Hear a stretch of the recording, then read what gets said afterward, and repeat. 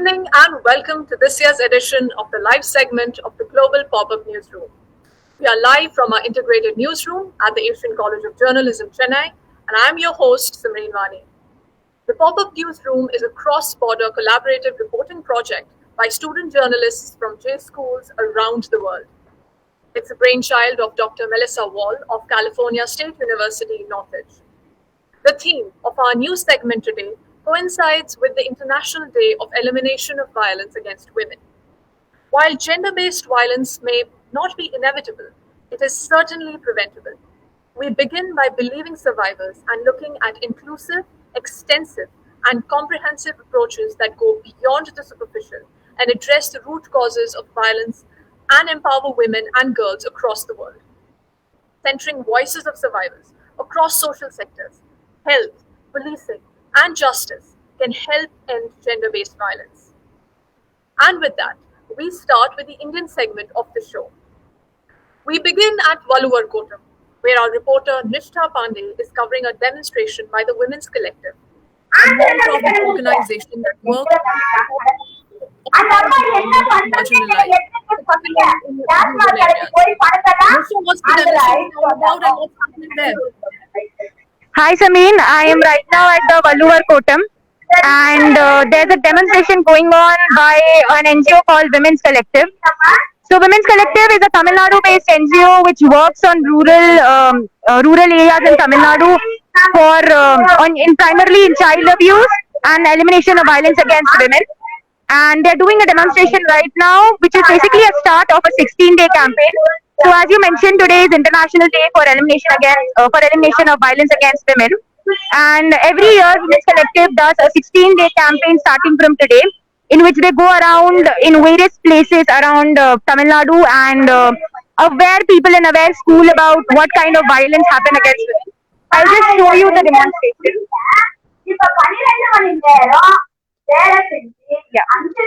Yeah. So you can see over here, these are all the staffers of Women Collective. They're all wearing black, representing they're standing against the violence that happens against women. There's a mic over here where all the staffers basically come out and speak out their experiences, what they have been through, what are the stories of survivors. A lot of them are personally survivors over here, and they are talking about their stories and they are basically creating awareness about the issue, and it's a kickstart to the campaign. I'll show you the poster of the campaign. This is the Women's Collective poster, which basically reads campaign on elimination of violence against women. I have with me over here Miss Shilu Francis. And Miss Shilu Francis is the founder of the Women's Collective NGO.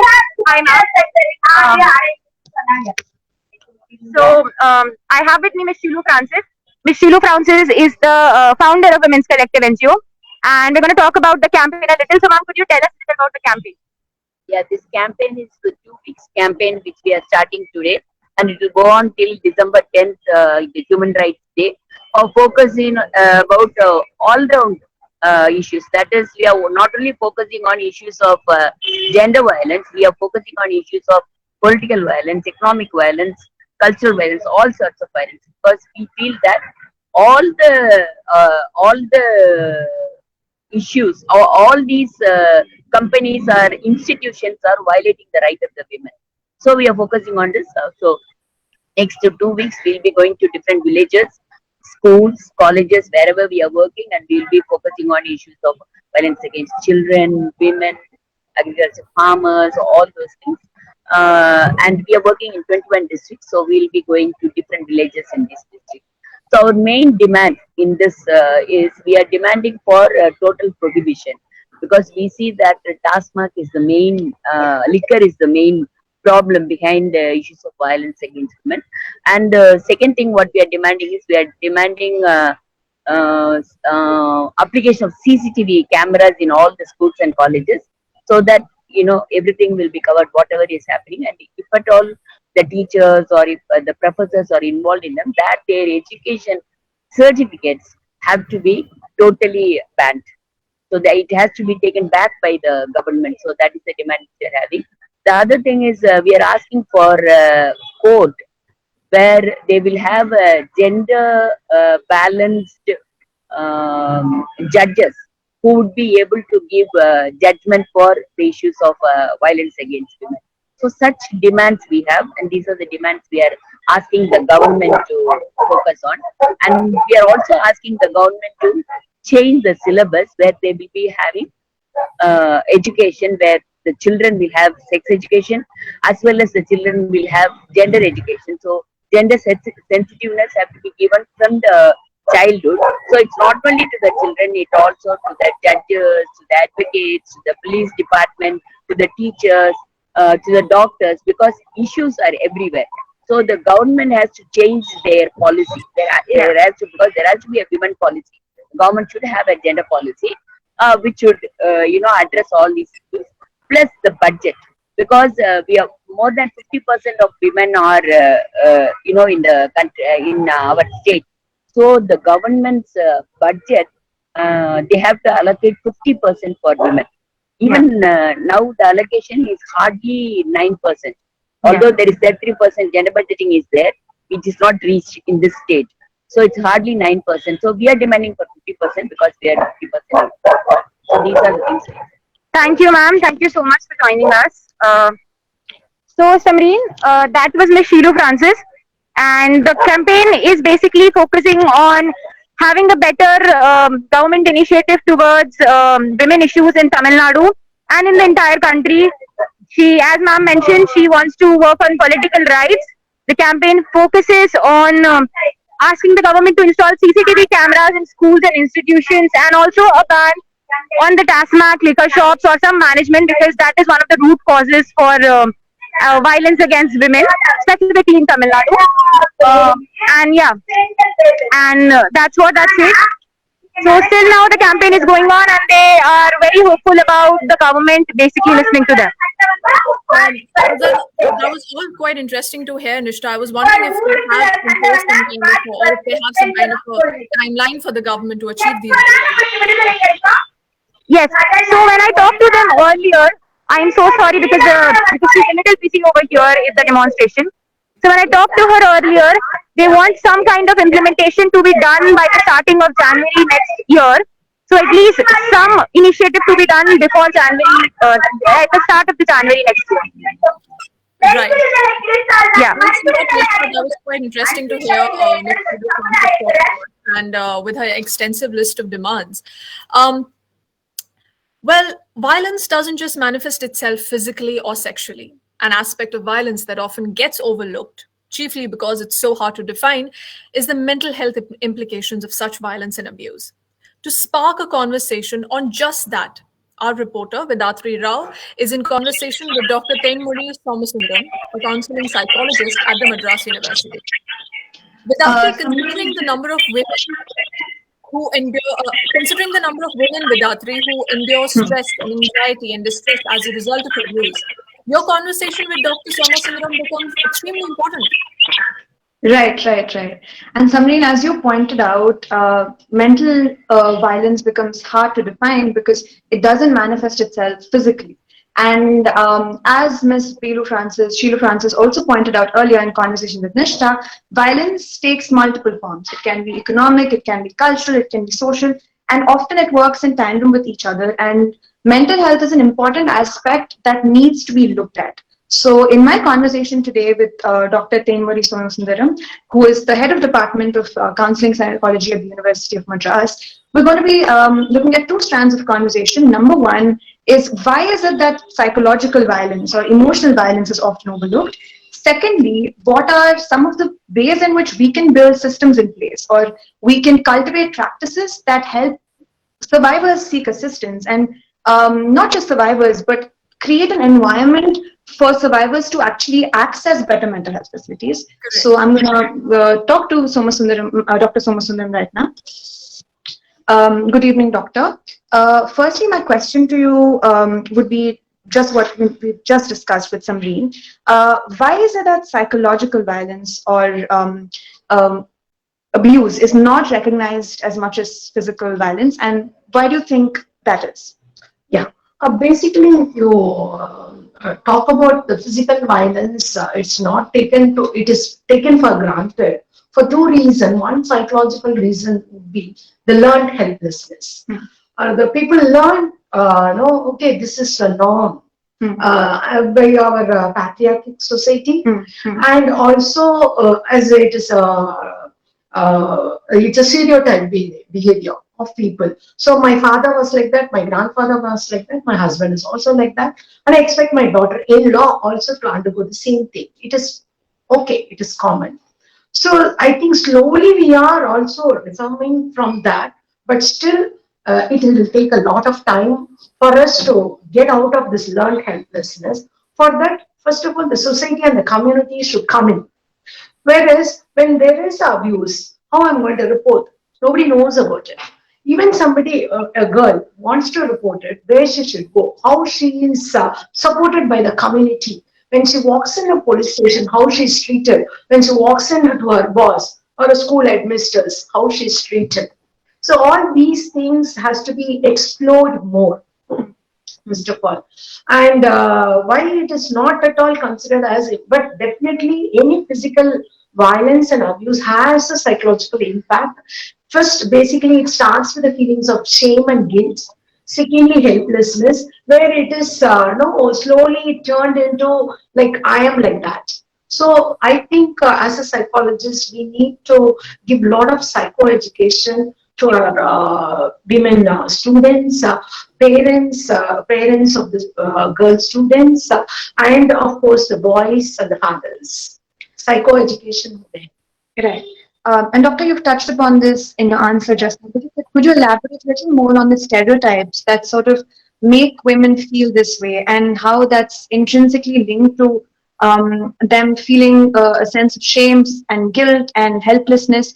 And Doctor, you also work extensively with children. So could you elaborate a little bit on that and give us sort of some ways in which we could perhaps better it? Yeah. So basically, if you really look at only the psychological, to talk about the psychological impact, it's the shame, the feeling of guilt, and of course the helplessness, which leads to a very low self-esteem.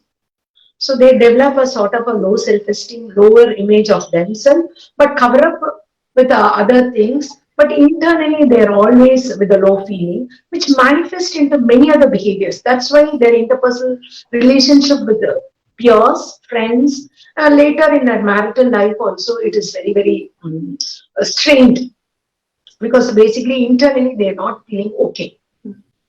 Okay, they know what is happening to them is not correct. It is a very shameful, but I don't know. I have to take it too because of the stereotype. Because, as I said, it is taken for granted. No, men can do that, and women has to take it for the sake of family, for the sake of community or whatever. So this is the psychological impact, I think. So again, this physical abuse and the emotional abuse causes a psychological imbalance in them. So they evaluate themselves as very low, which they cover up with many false things. I can list out how do they cover up, including now these YouTubes coming up, all very false. Or internally they're not happy, but they are trying to make it up. But unless one who's going to work with their internal happiness clear out of this, we cannot come over that. That's a psychological imbalance and impact going through. Okay, that is why a lot of stress in relationship is happening. So we have to work on it. Yes. Ma'am, you briefly touched upon it in your answer earlier, but if you could elaborate on the structural changes that need to happen. You talked about how when a survivor goes to a police station, even seeking mental health assistance, there's no guarantee that her narrative will be believed or that she'll be trusted, and that's extremely important for survivors of abuse. And it's because all of these places, whether it's the police department or doctors, they're all products of this patriarchal environment. So, do you think there needs to be larger policy changes in terms of how we access mental health services? Do you think there needs to be a much more fundamental effort? How do you view this? Of course, very rightly you pointed out this. Even in case of developing women police station, they not help much. In case of this kind of abuse and reports and they're seeking help, it does not solve the problem of women again. The same thing, what is happening in men police station, again happens in the women police station too. It is like who is powerful can win over, can talk it over, can no slide over.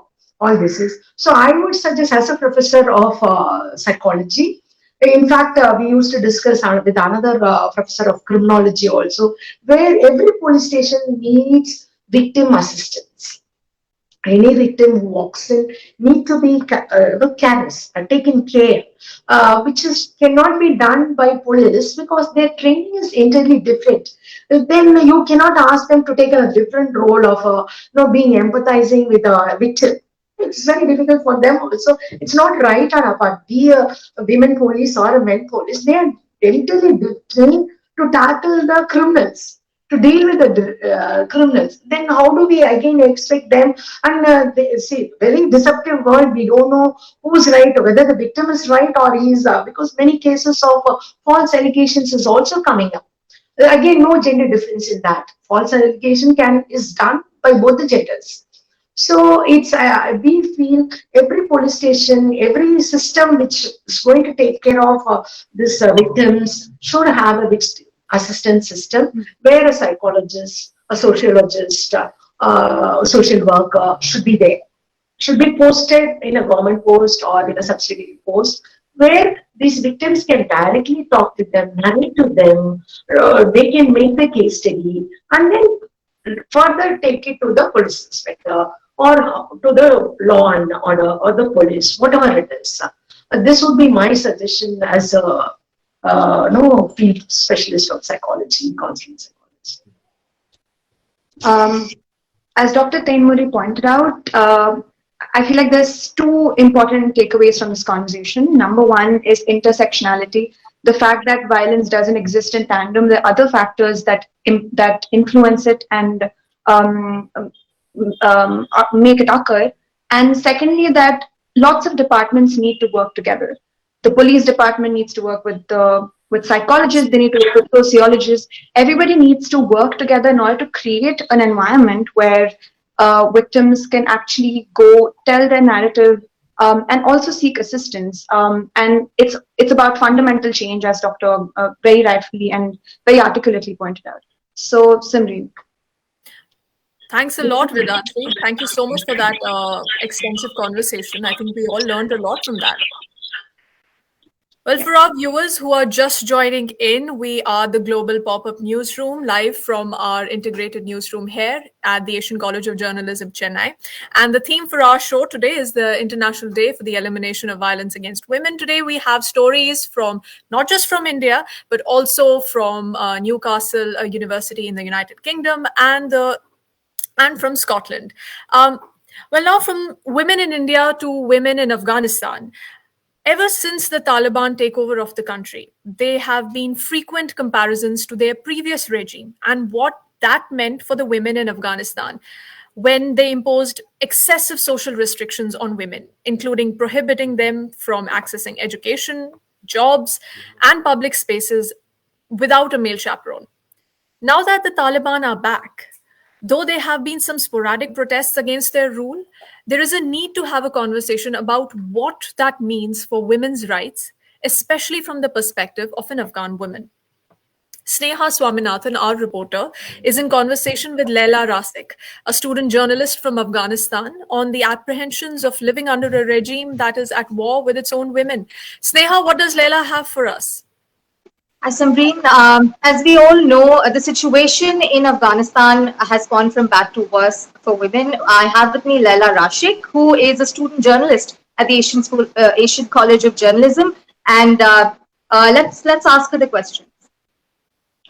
So Leila, so we know it's very clear that the situation in Afghanistan has gone from bad to worse, and it seems like it has oscillated back into the 1990s. So as a woman, as an Afghan woman, what is your take on it? Terrible. The first thing when I heard that, it was a complete shock for me and my friend. So I was on a phone call with my friend who was in Afghanistan. She was literally telling me, "Oh, Taliban are coming! Oh, Taliban are coming!" She was a student.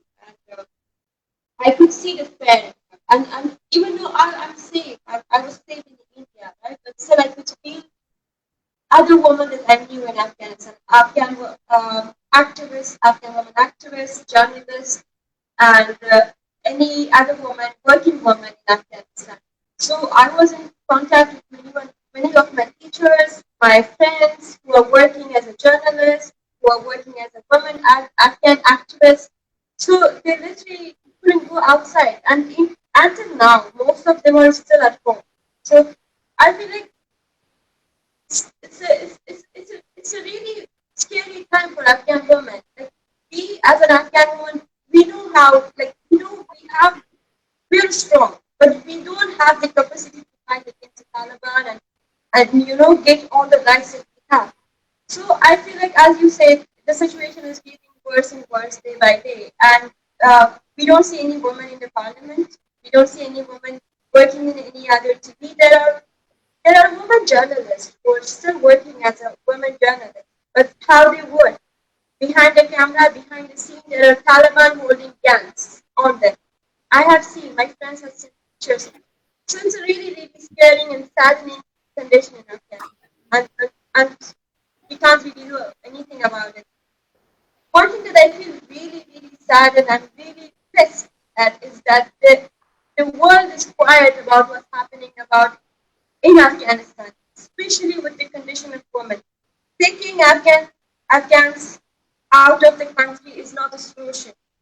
We don't want a place where we be safe. We want our country, we want our home to be safe for us, right? Which is not safe.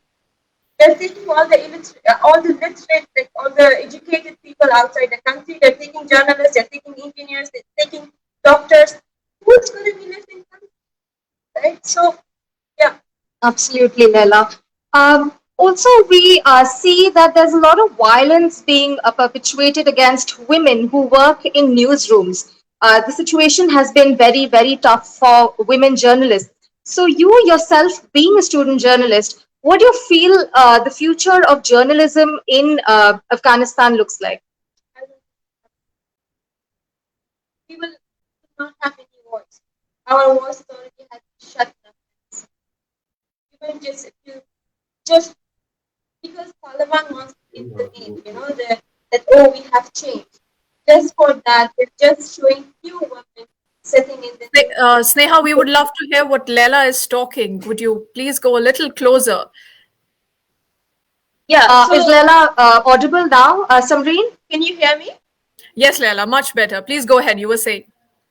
Yeah, so I was saying right now we see Afghan women, even though they're in the newsroom, they don't have they're there because they have been forced by the Taliban to be there and speak what the Taliban are telling them. So I'll give you one example of TV channels in Afghanistan or newsrooms in Afghanistan. Before, the newsroom had the freedom to represent any journalist, woman, the gender discrimination. Even though I know Afghanistan is a patriarchal country, but still, for at least 20 years, it had huge development in Afghanistan, right? So by the time Taliban took over, most of the journalists, they left the country.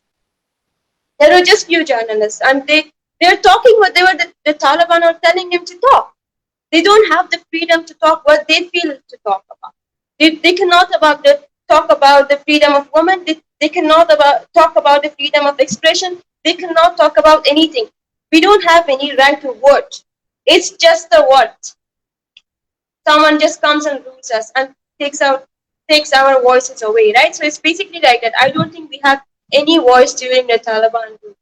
All right, Lala. What do you think could be a possible solution to this problem? And how do you think Afghanistan as a country can fight back against the Taliban? Afghanistan as a country will not be able to fight against the Taliban because we know Taliban are not alone. China is there with them, Pakistan is there with them, Iran is there, they're supporting them. Like other countries such as Saudi Arabia, Qatar and all, they're supporting them, right? And Afghanistan has literally no one. US was there when we all, as an Afghan, we were the entire government was dependent by the US government, right? So right now, until we don't have any support from the international communities such as UN, so far I feel like UN has been useless. They haven't done anything in perspective of like helping women or human rights. They work for human rights. What have they done for human rights? Education has been taken away from girls. Schools are shut for girls. Till sixth grade. Who would okay, you go to school till sixth grade. What would you learn? Tell me. Right, absolutely. And they're telling us this is the limit for girls. They cannot go beyond that. Sixth grade is for girls and guys can go and continue. Right? So I think the only solution could be if all these powerful countries come together, maybe tell the Taliban to have an election, right? The people from my country should have the option of going and like putting their names there and voting for people, right? If the system is there, if people can choose who can rule over them, that there should be some freedom, which we don't have at the moment. All right. Yeah, Samreen. So, as Leila rightly said, it requires the whole nation to come together to, help Afghanistan in this dire situation. And it doesn't. We really need the UN to intervene in some really solid manner so that the situation can be brought back to normal. Um, all right, Samreen, that's it from my end, and we hope that Afghanistan becomes a safer country for women and sees a bright future ahead. Absolutely, Steha. I mean, the apprehension was quite palpable in Laila's voice. I mean, we hope for her sake and for every person in Afghanistan that the situation improves for the better. Thanks a lot, Steha, for that report. Thank you. Right, with that, let us go to Isha Mishra, who will be in conversation with N. Karthikeyan, a cybercrime lawyer. Isha, it's no secret. It's no secret that the cyberspace is a toxic cesspit of abuse, and women are often at the receiving end of its worst forms. And with the ongoing pandemic, this trend has only accelerated. So, what can Mr. Karthikeyan tell us about the current state of affairs and the kind of cases he has encountered throughout his practice? Right. So as you rightly pointed out, Sandrine, cybercrime has been prevalent for a really long time. Just that people don't accept it as much as violence in other forms is accepted. And we need to understand that violence is multifaceted. It exists in various forms, various levels. And today we'll be talking to N. Karthikeyan. He's a high court lawyer and he's been practicing for 13 years. He will be telling us about the prevalence of crime and how cybercrime has gone up in the years and how post the pandemic it has aggravated the situation and further made it worse. So we welcome you, Mr. Karthikeyan. Hello, ma'am. Hi. So my first question is that there have been reports that there has been a lot of conversation on Twitter around abuse, and it's gone up 3 times since the pandemic. So what are your views like post pandemic? What's the scene? During the pandemic, a lot of people started using internets and there is a paradigm shift in their real life as well. From the normal physical world to virtual world. Like online classes has been started. Work from home has been started, and like online collaborative works has been started. So the presence of online has been increased. So when the presence of online has been increased, people spend more time on digital gadgets. And simultaneously, what happened is they started watching pornographic sites as well. Like during home, the parents are left with no other option other than to hand over the device to the kids, as well as the family members. Each of their family members, there is a requirement for use of digital gadgets. So accordingly, every member of the family started using different digital gadgets, and they started watching different contents. So each one stays in a different room, even they stay in a single home. So there is a privacy for each and everyone. Accordingly, they value their privacy. But after valuing the privacy, they started misusing that, and adults started watching pornographic sites, and kids also started watching other contents as well, because it's a lucrative content as well as it's an attractive content. They don't know what is the perils involved in it. Without knowing that, students also started watching it, and because of that, there are increasing number of cybercrimes happening across the country. What are the types of crimes you've dealt with? A lot of cases, for example, during the online classes, a sudden link will be appearing, and during when the So how are women impacted more with these crimes? How gendered is the violence? Of course, all this content are only against women only, because during the online classes, the kids started creating relationship with each other, and they want to meet each other only through online, and accordingly, kids in the sense it's teenagers. So accordingly, they've started discussing a lot of things, and they started discussing over the video calls, and they exchange their personal videos as well as the photographs. And something happens between them. So I suppose in case of breakup, what the other guy is normally the men will be doing is misusing the photograph which was shared by the girl earlier. And accordingly, these photographs are posted in social media such as Facebook or YouTube, and it's been circulated to the same colleagues or teammates.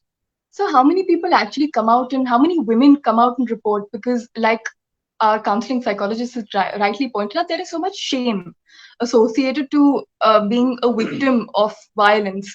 So, how many people do actually come out and say that I was abused online? It's very, very minimal. It's only a tip on an iceberg, which I can say. So only few are reporting it because if we are culturally, when even though when a kid or a woman has been affected, they don't want to share this with third parties, or they don't want to file a complaint because their name will be reflected in social media. So then the police records as well as their name will be reflected in the court records. They don't want their name to be reflected in a public domain. So accordingly, what they do is they will simply hide this matter, and within the family members they will discuss, and they will not bring up the complaint to the police station. So that is an encouragement for the criminals as well. So, Stu, what are the preventive measures? How can we improve the situation? Well, of course, women should boldly report this because we have a all-women police station all over the country. Yeah. So there's a special police station especially for women, and we are giving special training to all-women police stations as well. In case of cyber crimes, how to handle this. When a complaint has been received, how to pacify the complainant and how to get a full statement from the complainant, and what are the procedure to track the accused. Because most probably accused, what they do is they will create a fake profiles in either in Facebook or Twitter, and these posts have been posted to fake profiles only. So we have given training to all women police station as well, how to trace the fake profile and how to identify the exact IP address, original IP address, and accordingly how they can arrest the criminals. So we have given enough training to the all women police station. A simple complaint is more than enough. Right. So, like Mr. Karthikeyan pointed out, there is scope of improvement, there is scope of betterment, Definitely. and back to you, Samreen. Thanks a lot, Isha. Thank you so much for that conversation with Mr. Karthikeyan. All right, time for some self-reflection now. As students of media, it's an important responsibility to ensure that when covering women's issues and women's rights, our conversations, debates, and discussions don't just scrape the superficial, but then they are also empathetic and sensitive. So let's talk about just that. Our reporter Ria Agarwal is going to talk to Ms. Smita TK from the online web portal The Quint about the coverage of such issues in the mainstream and regional media, especially since discussions on Indian television have deteriorated massively. Ria, what's the conversation going to be about? Thank you, Samreen. So, thank you for joining us, Smita. So, I'm basically just going to talk about how the coverage in mainstream media of women's issues has deteriorated or improved, and also how regional channels cover these issues. So my first question would be how is the mainstream media's coverage of women's issues, both TV and print? Okay. Well, one thing that we need to understand is mainstream media, when we talk about whether it's print, TV, and to a large extent even digital, is largely patriarchal. When I say patriarchal, there are only more men in the system. First of all, there needs to be women on an editorial board, in an editorial meeting for such gender conscious decisions to come forward. And again, not saying that men are not capable of doing that, but there should be a balance to start with, so that viewpoints of both sexes are pronounced at the table, so that accordingly a new spec can be decided. Now, coming to TV and print. About TV, most of the time TV, as we know, is just sensationalist. And to a large extent, it's about getting it first, getting the news first.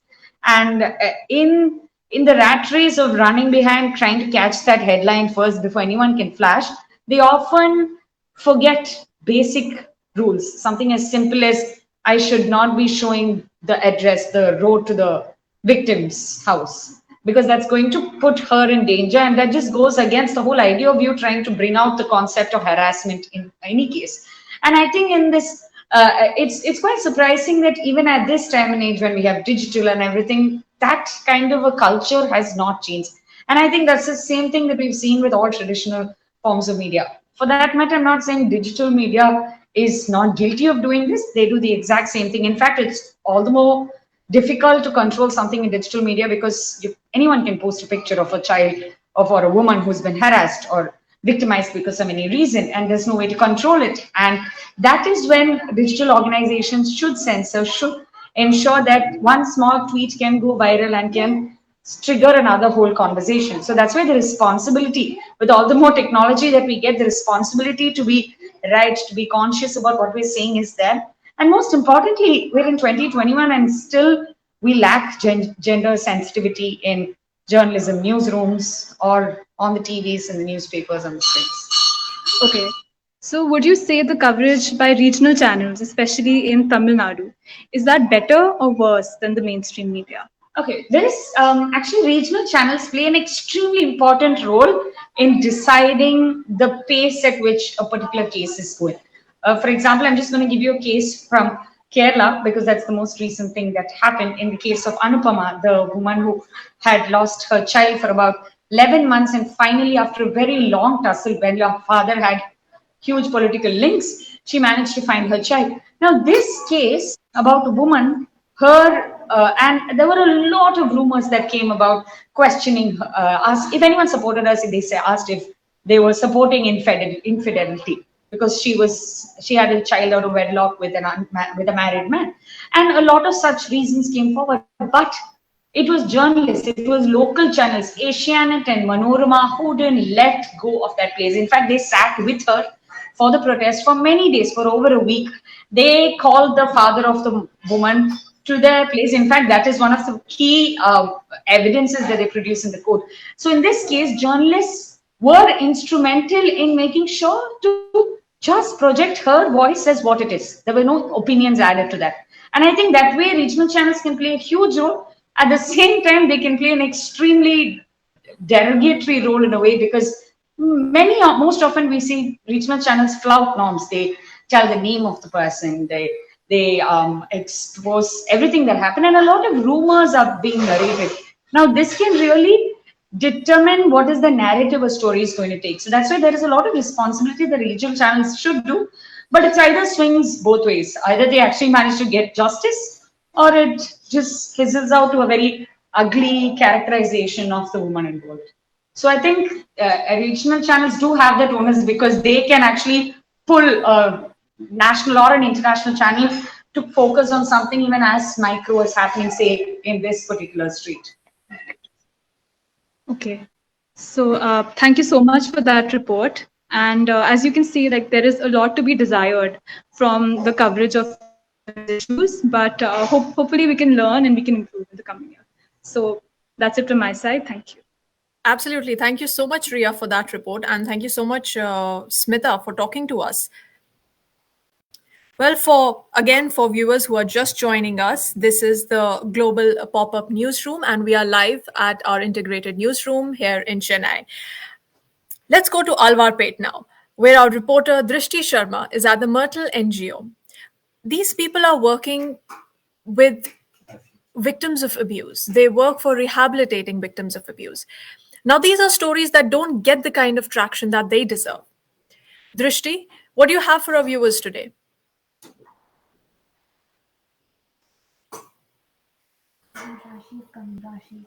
Okay, it seems like we have some technical difficulty because of which Drishti will not be able to join us. Let's go over to Rashi now. Rashi, when in India, caste is used as an additional weapon to inflict violence on women and then invisibilize them as victims and then finally refuse to acknowledge them as survivors. Now, the Hathras incident and its treatment, both by the media and the law enforcement, was a case in point. You are talking to a human rights activist from women's rights organization in Kodambakam. Give us a better perspective on the issue and what it is that they are going to be talking to us about. Yeah, thank you so much. So I'm right here at the women rights organization at Kodambakam. And basically, this particular institute was established back in 2001 by Dr. P. Kalpana. And it's said to be a pioneer in its own way because it's the first of its organization that after so many years of independence, we had something related to the women's right organization. And as you've mentioned, when violence takes the caste angle, it becomes really difficult to catch on to the victim, the accused, and a whole lot of legal action do come into place. And we have seen this through various films, be it Article 15, be it Jai Bhim that was recently launched. And not only the Hathras case, I mean, the recent case in Delhi where a 9-year-old girl was raped just because of her caste is also very much the reality of her life. So right now I have Fatima. She's a state wing leader who works with the organization. Yes, Fatima.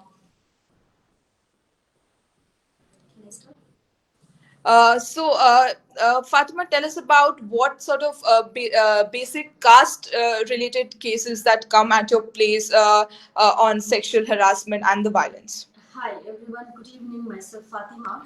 I'm human rights part of being state wing president. I am.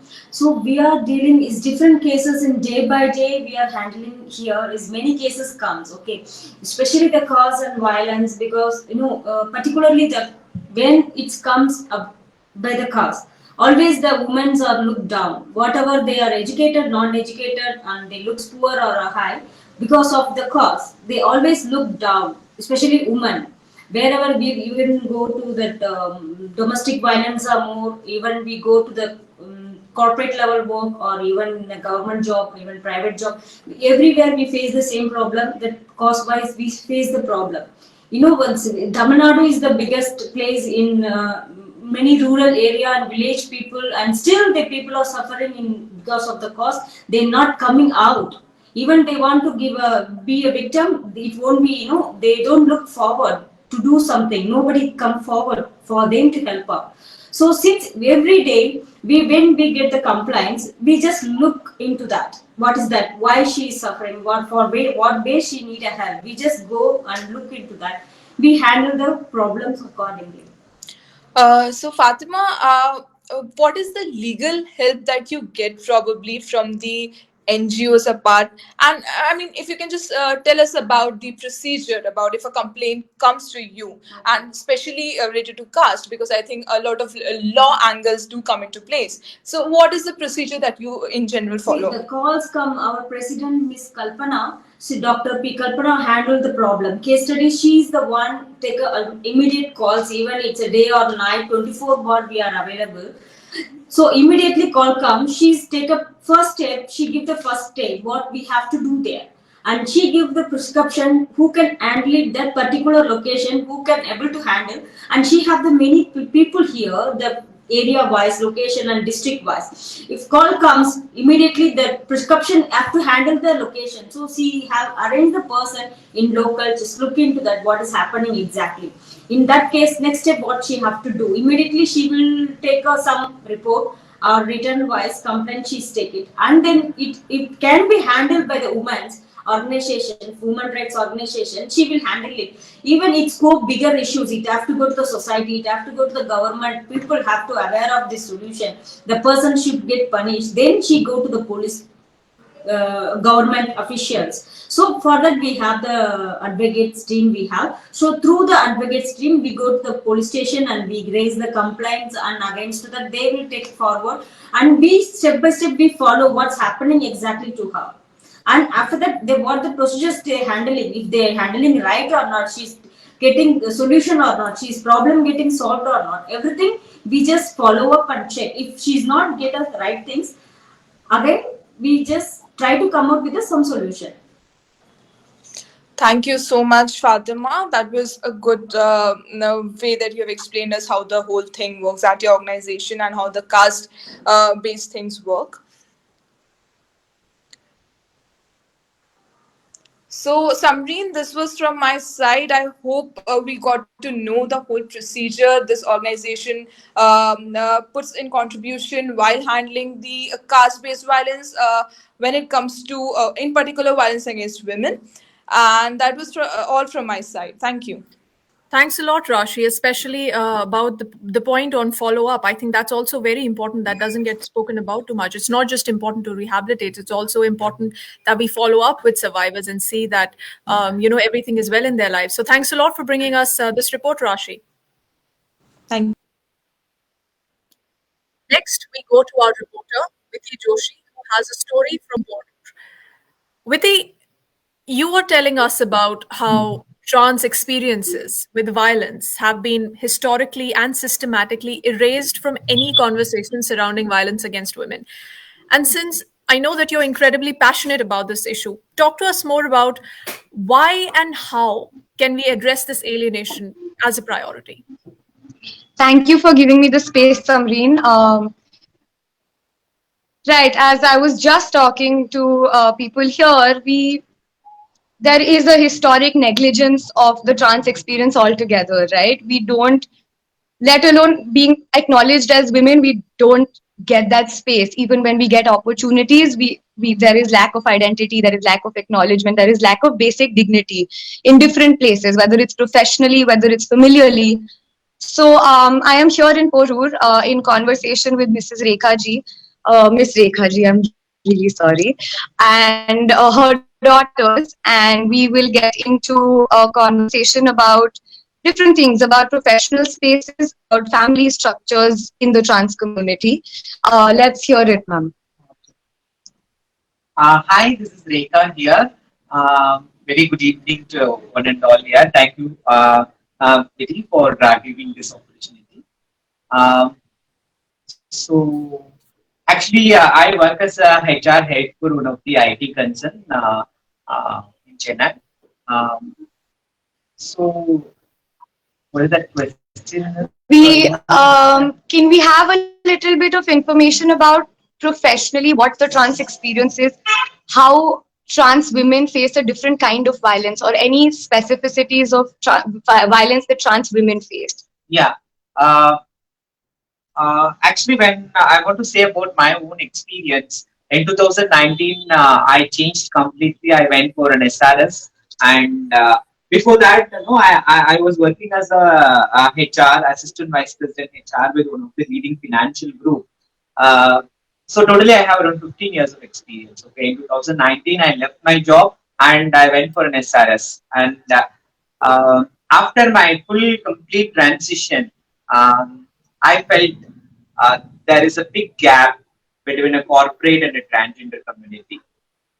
Because though I have a lot of experience in HR, it took me 2 years to identify this job. Okay. So I applied for a lot of companies, a lot of corporates. Only it is a paper that no, there is an inclusive and fairness or LGBT. They are encouraging LGBT. Though they have in papers, but on real, it is zero. Okay, so it was I attended a lot of 100 numbers. I went to n numbers of companies and applied for it. And no, once they hear that they used to have a telephonic interview, and once I'll say that I'm a trans woman, they suddenly cut the call without giving any feedback. So that is the real situation. But the current company, it is very fair and inclusive. So they give me an opportunity. But also, there are few areas where no the sensitization has to be done. Okay, and there is no correct job for the correct persons. See, there are five transgender daughters. Okay, so they all do professionally. They are well educated. There are engineering students. They are MCA, and there are sociology students are there. But they didn't get any proper, appropriate, correct job for them. So they are doing their sex work as their profession. So this is what they are struggling. They don't want to do that, but they are forced to do because of their shelter, food, and other things. Um, and though there are a lot of policies are there for LGBTQ, but it has not come into a real uh, life. Okay, it's all merely in paper. Rekha ji, you were also telling me about the family ancestry within the trans community. Yeah. and how the community steps in to take care of one another and how the lineage continues. So, if you can just explain that to our viewers as well. Yeah, actually, this trans community, I love this culture because we don't have any religion, we don't have any cost to it, all are same. We follow a Jamaat system, so we have a leader, and it's a Guru Chela system. Okay, so Guru guide us, all the Chelas, their daughters, they guide us and they teach us how they love and how to live a life. Okay, and see, like, because they leave their own parents, biological parents, and they struggle for a love.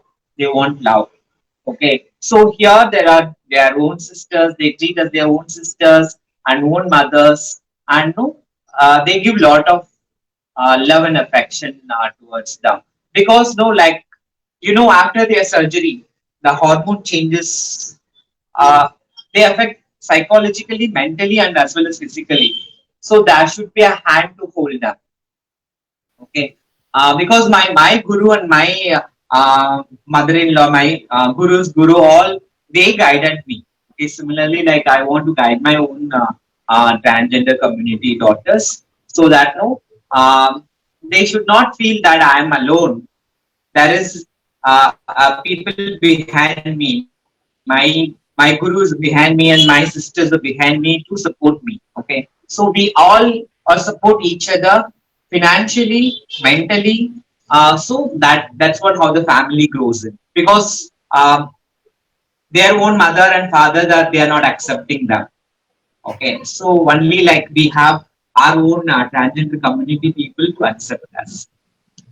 Thank you Diti, so much, Rekha ji. Yes, I'm so Samreen, sorry. sorry. We have a Go ahead. question for Rekha ji from our viewers. They wanted to know about what about the verbal abuse that they face. What about the verbal abuse? Would you be comfortable Yeah, answering that? actually, like, verbal abuse in the sense, see, though I have 15 years of experience in HR, worked with various industries, IT. When I go out as a walking, people, they call us Wombod, okay, they call us Ali, Us, all that name, okay, which will insult. I know they'll some people, they come and say that how much for you. Okay, money, Right. how much money for you? And even when we go for a restaurant to eat, the security guard there in the restaurant used to give 10 rupees for us. Okay, so we have not come there to beg, right? So we want to go and eat. So that abuse is still there. And when we are going in a bike or something else, people will come and say that, hi, Umbu, I know they used to pull our salvas and they go. So these are the abuses which still we are facing it. Right, Samreen, as you heard, I'm sure our viewers would agree as well. There's still a long way to go. We are still not as further ahead as we thought we were than centuries ago. And all we can do is make sure that the future is a little better, that the stories that need to be told are being told in the current, in the all the right platforms that we have, right? And that'll be all from my side. Thank you so much. Hope you guys enjoyed and learned something from this particular interview segment. We did. We most certainly did, Viti, and we learned a lot from Rekha ji, and we wish her and her daughters all the very best. And we are very glad that we got to make her acquaintance and we got to hear her story. So thank her. Thank you so much.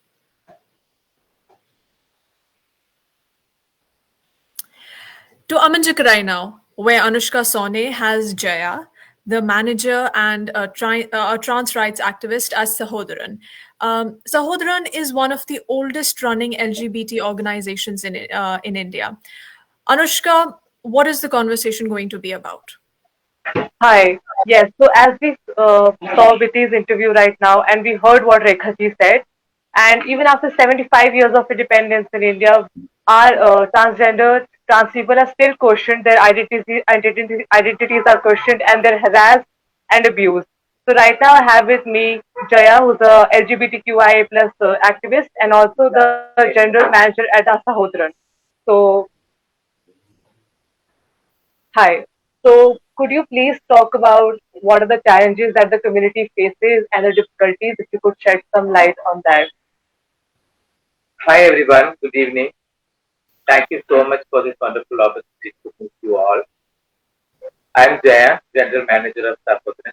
Sapodran is an organization working for LGBTIQA plus community for their health, education, empowerment, upliftment, as well as rights. We have been working for them last 25 years in Chennai. Our founder director name is called Dr. Sunil Menansi. He is the first self-identified gay man in South India, and also he's a practitioner choreographer, very famous practitioner choreographer in Tamil Nadu. And we have been suffering and we have been facing lots of problems from the family, educational institution, working institution, and other parts of society. It's not only one place we are facing problems. No, facing lots of issues from the various parts of society, especially education institutions. For example, school level. School is very important place to improve ourselves, to get knowledge about the world, you know. But in the school days, we have faced lots of issues. For example, we have collaborated with UNESCO. Sahodin collaborated with UNESCO for the study school bullying based on sexual orientation and gender identity. We have covered 400 community people who are LGBT community and who are below 23 years, above 18 years. And we have conducted focus group discussion and one-to-one interaction. You won't believe around 95% community people, they said they have faced lots of sexual harassment, sexual violence in the school with not only students, from the teachers also. It's very horrible. And we have conducted dissemination program in front of education secretaries, IAS officers in Anna Sensory Library in 2018 June. And we have told all the reality, the findings in this research. And they said we will talk to education minister on this because we have talked to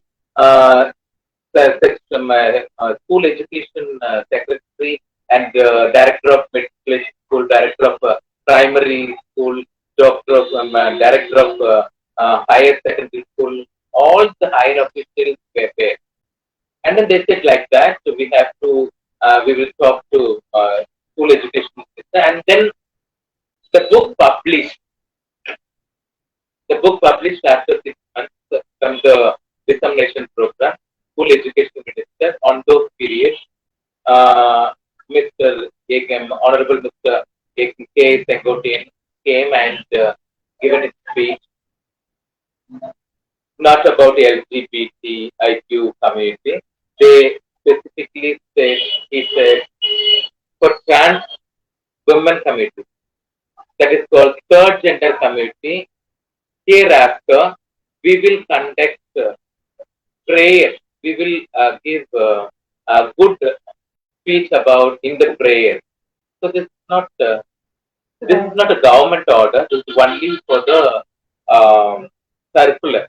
But we have hope because this government now Dravida Metro is ruling the party, And also, all very well, BMK party has given BMK party leader calendar Karnamaki.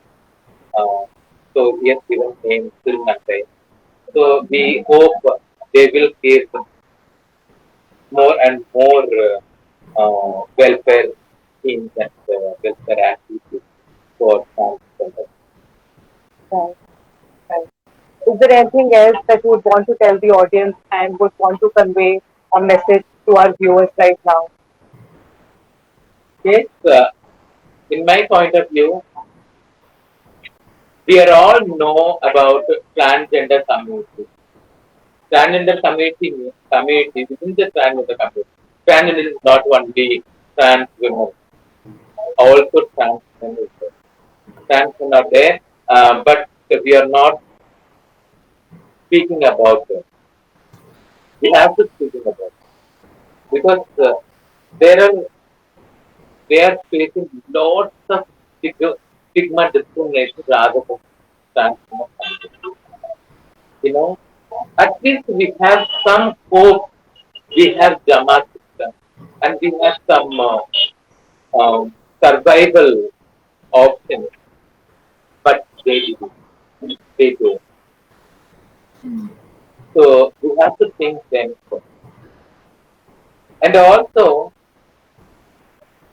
the India always at least 5% they accept trans community, but they are not accepting LGBTIQA plus. They are always thinking only for gender gender in case gender change at least few percent accepted. But sexuality change or sexuality their sexuality like this, they're not accepted. In the family, mainly family members, the neighbors. So we have to understand it. And also June 7th in 2021, in the historical verdict by Justice Anand Venkate, I'm really proud. I'm really thankful, grateful to Justice Anand Venkate sir because he has given excellent verdict about LGBTIQ for their rights and recommendations, suggestions, not only state government as well as central government. Please do implement his uh, suggestions and recommendations. Thank you.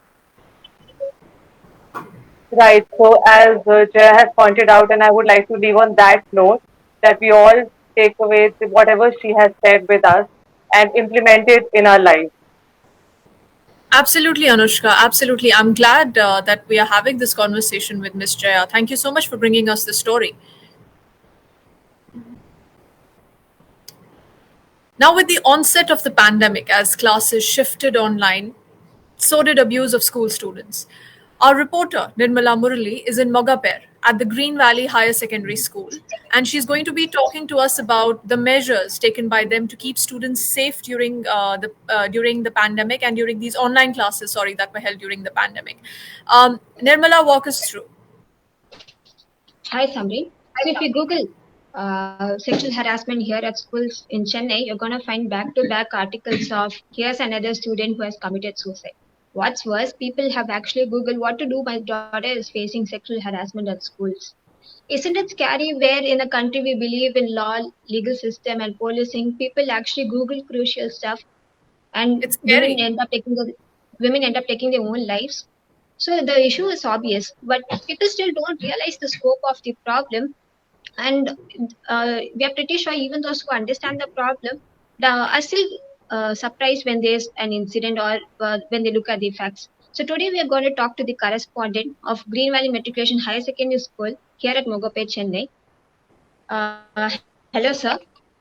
Hello. So, what measures did you take during the online mode of education to protect the girl students? Okay, so during the pandemic, we started this online education, and this was a boom, I must say, because the children did not come out of their home. Teachers also then stay in their own place, but the purpose of education could be carried. So in that way, online education was a great help in those periods. Secondly, we could also see this online education has given the children certain amount of ability to manage their time. And also we introduced a certain kind of a discipline, in other words. We prepared the children before the online education started in the university. We prepared the teachers, we prepared the children, including the parents also. In fact, we even bought and distributed tabs for all the children. You know, because we understood that many children they did not have the technology, they did not have the mobile phones, they did not have any access otherwise, and therefore Green Valley School purchased tabs for the children, and that was made available to the children. And before handing it over to the children, the parents of the children, they were brought together in Green Valley School, and we educated them how to handle this tab and how to make use of the tab, etc. Our purpose was also to keep the screen time as low as possible, and not only the screen time, but to make the online education more, what do you call, more helpful in terms of their physical sitting, their posture, and their place of sitting and learning, etc., etc. So all these things were introduced to the children and the parents and the teachers at the same time. So this preparation was a great help for the children. Now, the second one is that as part of our processes, we have what you call when a teacher is teaching, another teacher or another supervisor or a coordinator or the vice principal, someone is also made responsible to observe the teacher, observe the children, and observe the environment as such. In other words, that the teacher was given the impression the teacher is now supported, whether the children are having eye contact with the teacher or the teacher is having eye contact with the children, and whether in the screen whether all children are available or they are absent, etc., etc. All these were monitored by the observer, and the feedback was given on the same day, evening itself, over telephone. Okay. So, has the school appointed any counselor or go-to person in case the student faces problems apart from academics? Okay, apart from academics, many parents we have what you call a very good communication with the parents. We kept communication with the parents very closely.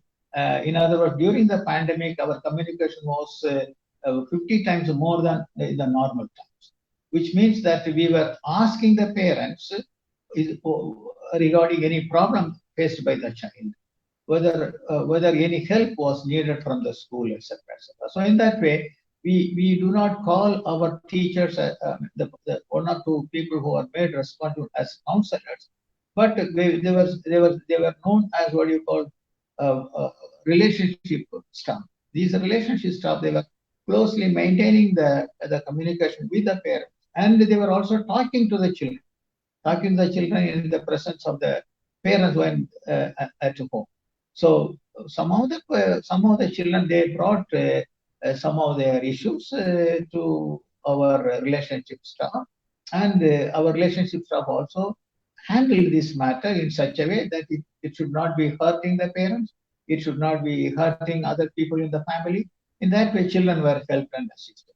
Our purpose was to see that not only children, even the teachers, the lady teachers who are teaching the children, because there are certain one or two issues we came across with regard to the lady teachers and also the male parents at home, and these were also handled very well.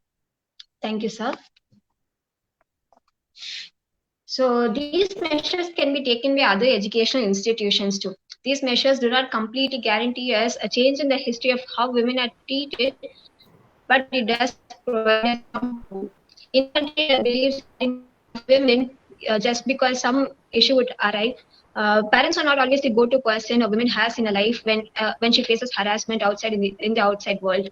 So while schools can take some initiative from its side, it is important to have more powerful law with someone in control, and most importantly, a change in the mindset of how people perceive women. And again, it all starts right here at the schools with education. Thank you. You're Thank you, absolutely sir. correct, Nirmala. You're absolutely correct, Nirmala. Like I was saying, like you were saying rather, that it does begin at the school, and I'm glad we had this conversation with the concerned person. Thank you so much for bringing us the story, Nirmala. Thank you, Samrit. Well, if you're just joining us, this is the Global Pop-Up Newsroom, and we are live here at our integrated newsroom at the Asian College of Journalism in Chennai. The theme for our show today is the International Day for Elimination of Violence Against Women, and today we are bringing you stories not just from India, but then also from Scotland and from the United Kingdom. And now we go to Ambattur, where Sharanya Rajesh has quite an interesting conversation lined up for us. Sharanya, please introduce us.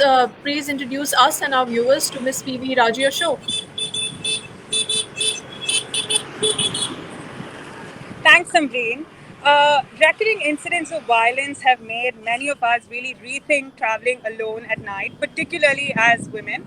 And when it comes to commuting after 9 p.m., some of us think twice before booking an auto or a cab. I know I do. In that, this female auto rickshaw driver comes as a real savior. Today, I'm here with PV Raji Ashok, who's fondly called as Raji Akka. She knows how unsafe women sometimes feel with male auto drivers, and she's taken it upon herself to ride autos and make sure that women get home safe. Rajiaka will be talking to us in the local language, that is Tamil, and I could translate it for all our global viewers today. So, that will be great. Thank you, Sharanya. Rajiaka, when did you start driving an auto? 23 years, 98. I will start in 98. Okay. So, when did you start working towards women focused issues?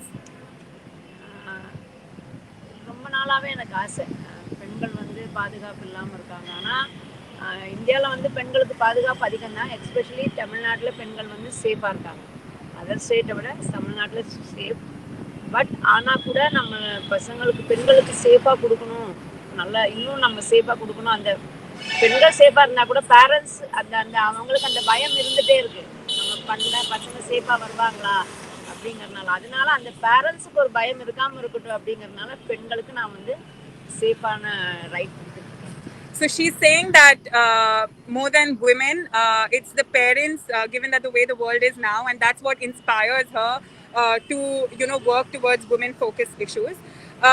Akka, உங்களோட அந்த group இருக்கு இல்லையா WhatsApp group NIM கைகள் அதோட என்ன role விமெனை support பண்ணுறதுக்கு what is the role of that group?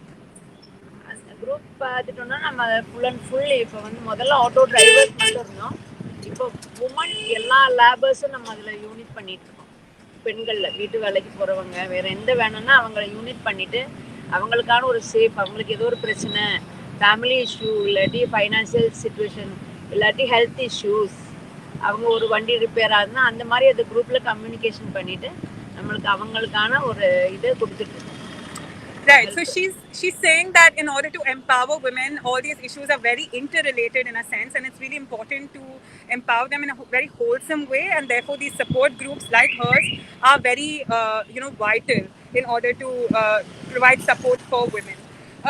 Akka, உங்களுக்கு என்ன மோட்டிவேஷன் இது ரொம்ப டஃப் டாஸ்க் இவ்வளோ ஹாட் வெதரில் ஆட்டோ விமெனை ஆட்டோ பிக்கப் பண்ண லேட் நைட்ஸ் உங்களோட ஃபேமிலி சப்போர்ட் பண்ணதா உங்களுக்கு என்ன மோட்டிவேஷன் இந்த வேலை கண்டினியூ பண்ண?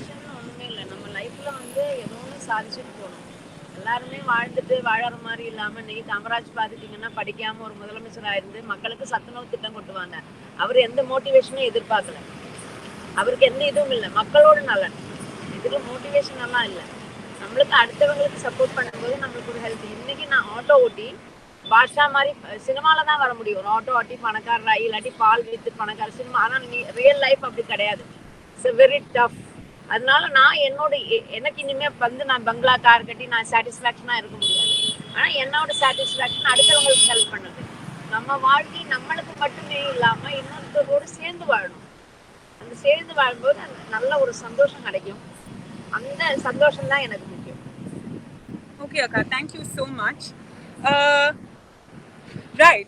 So what she says is what motivates, all her motivation is beyond money. She wants to empower the public, and just before our interview, she also told us that it's important for her in order, to really strengthen younger girls, and she offers free auto rides for young government school children. And what she says is that if girl children are educated, it's the family that comes forward through them, and that's how we empower our nation as well. Uh, so apart from driving Uber, she rides the streets at night and helps women. So you can always get in touch with her in case you ever need a ride here in Chennai. You know who to call. Over to you, Samri. Sharanya, thank you so much for introducing us to Raji Akka. But I was just wondering if she ever feels vulnerable herself on the streets at night.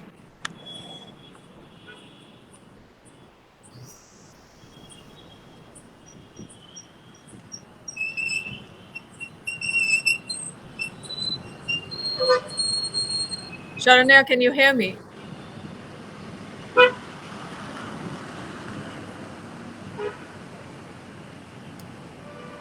All right, then I think we are having a technical issue with Sharanya's audio there.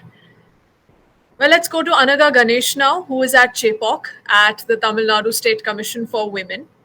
Now, the State Commission studies all kinds of cases from sexual harassment to dowry to domestic violence, and it then recommends suggestions to the government if any protective measures are not implemented properly. Isn't that right, Anaga? What do you have for us from there?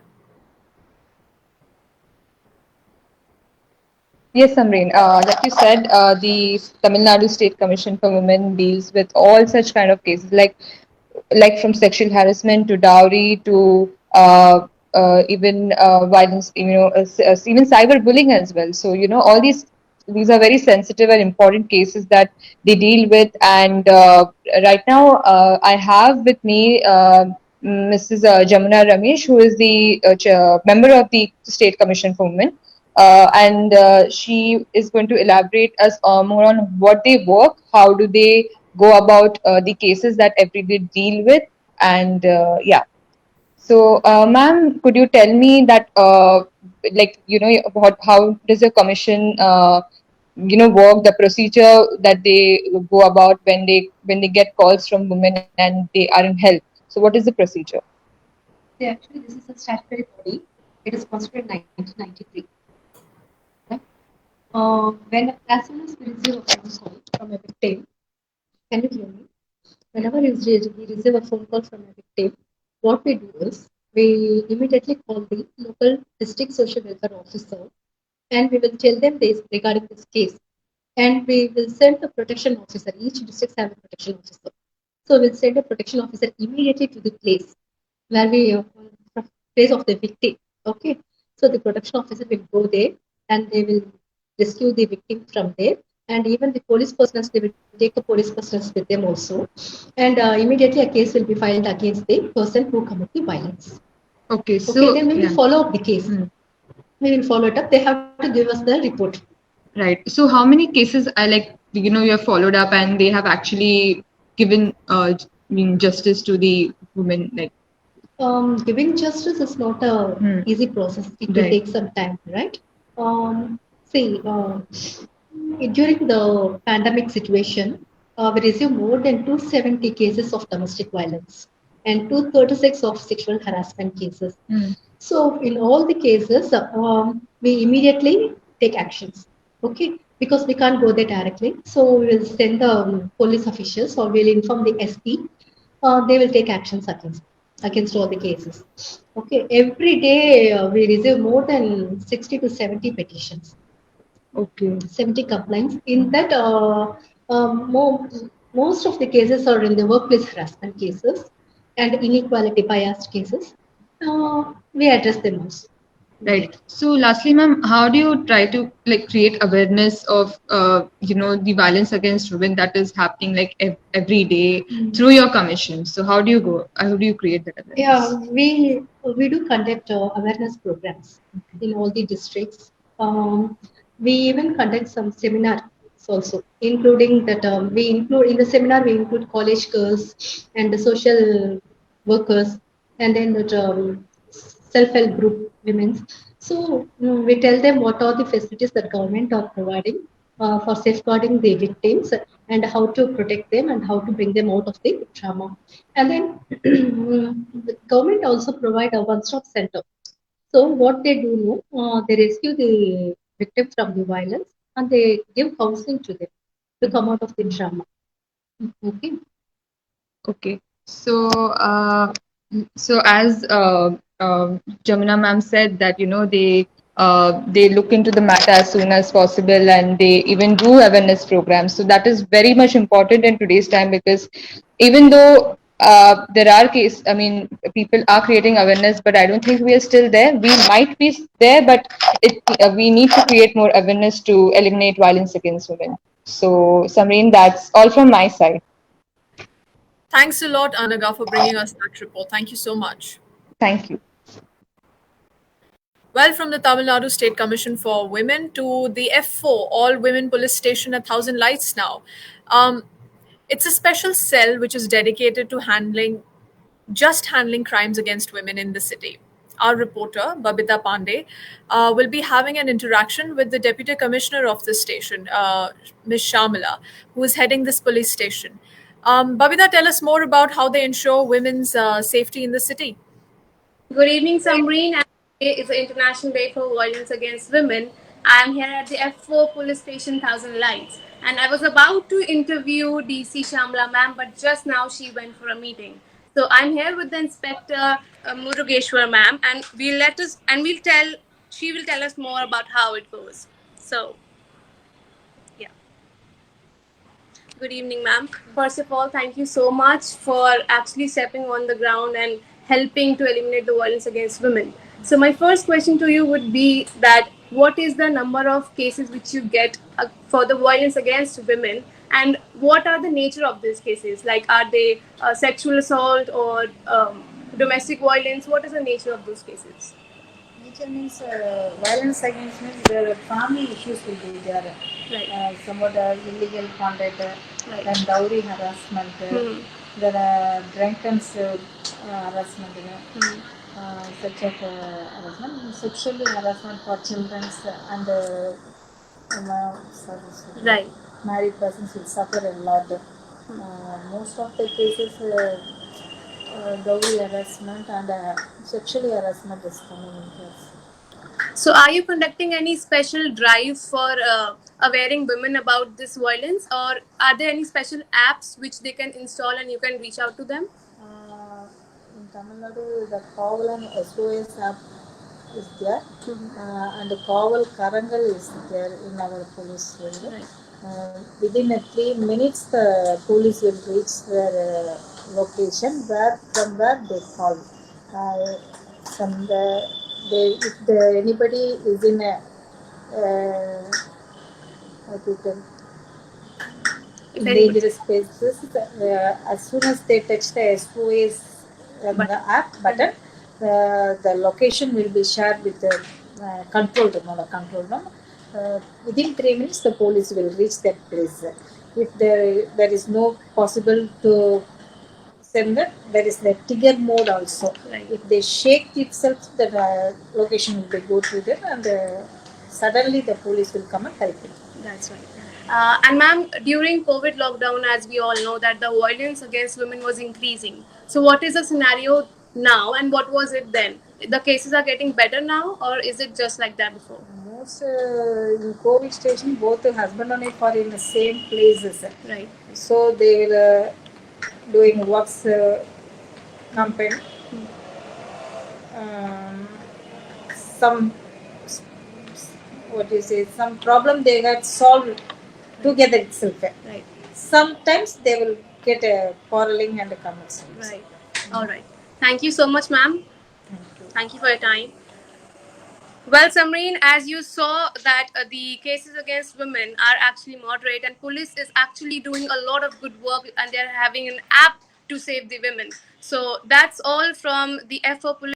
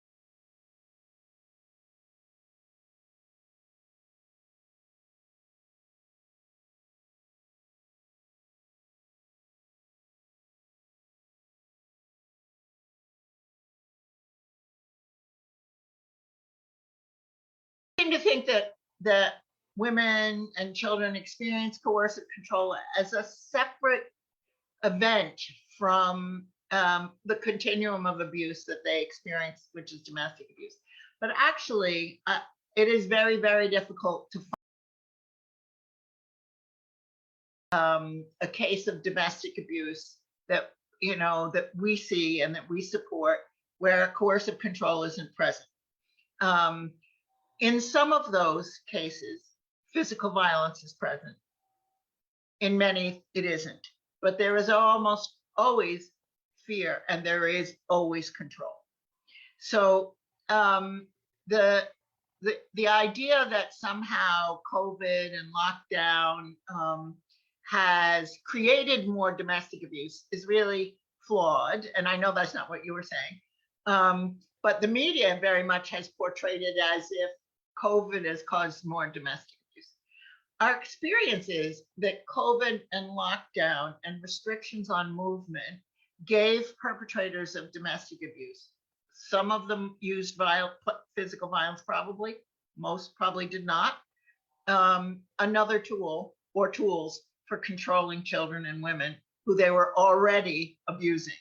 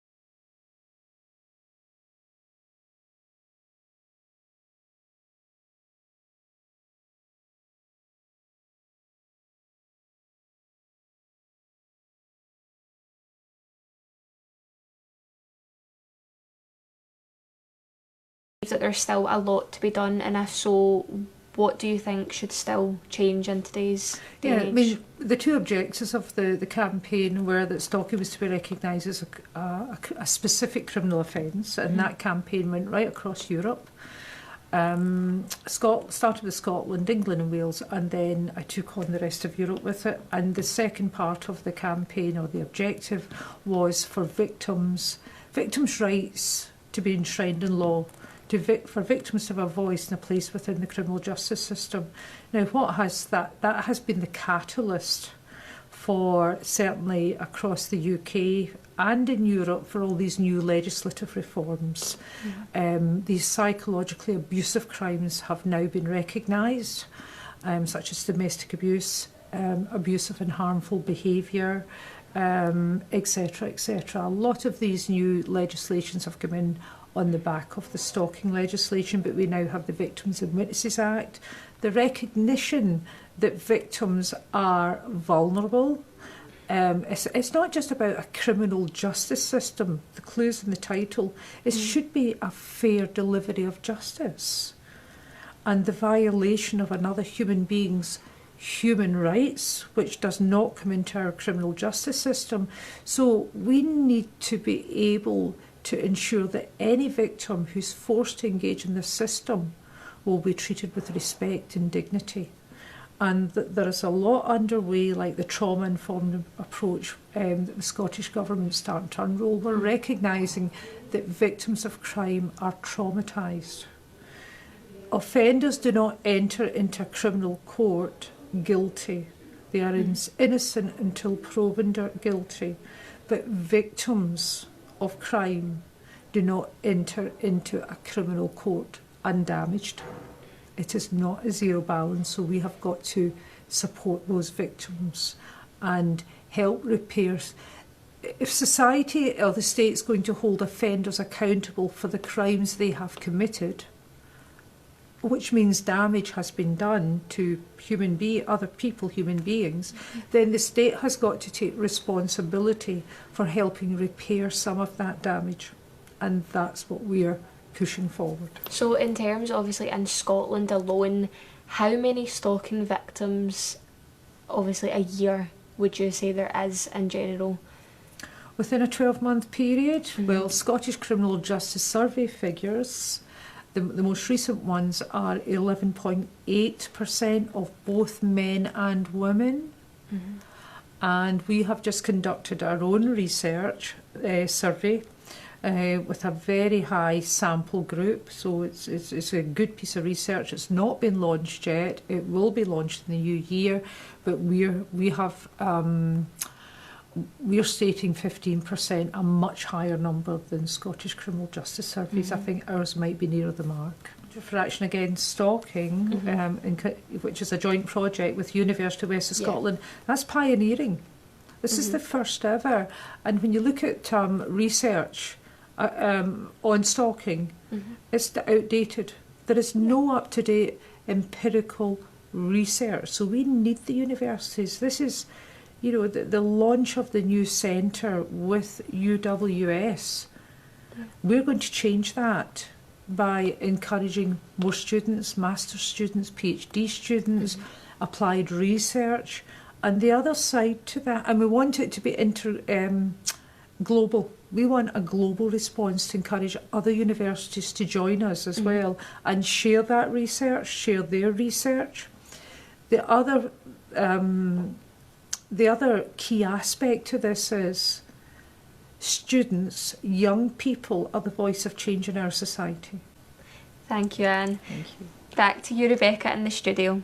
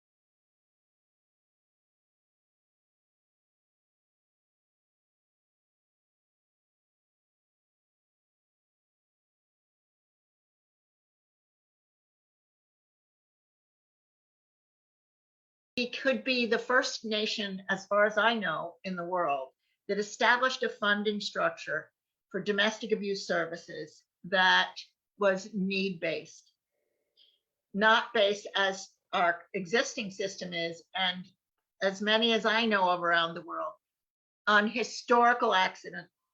How much funding did services usually get? How do we define core services based on what's been core services, rather than what children and women need, and to guarantee that that funding in legislation. And that is what we are hoping to see in Scotland over the lifetime of this Parliament. We are working very hard with officials who are, I think it's fair to say, cautiously supportive And it would be extraordinary, I think, if we could not only stand up and say we have, and I hope somebody comes along and passes a better law, and then we won't have the gold standard anymore. But maybe we can stand up and say we're the first country in the world to use a needs model, a needs-based model for funding these services. And if you live in Shetland or the Borders or Argyll and Bute, you are going to get a service just as fast and just as appropriate as if you live in the center of Edinburgh or Glasgow. If you're a Black woman, if you're a disabled woman, if you're a woman with unclear, uncertain immigration status, you're going to get an appropriate service from your local grassroots service. These are the kinds of things that change the world.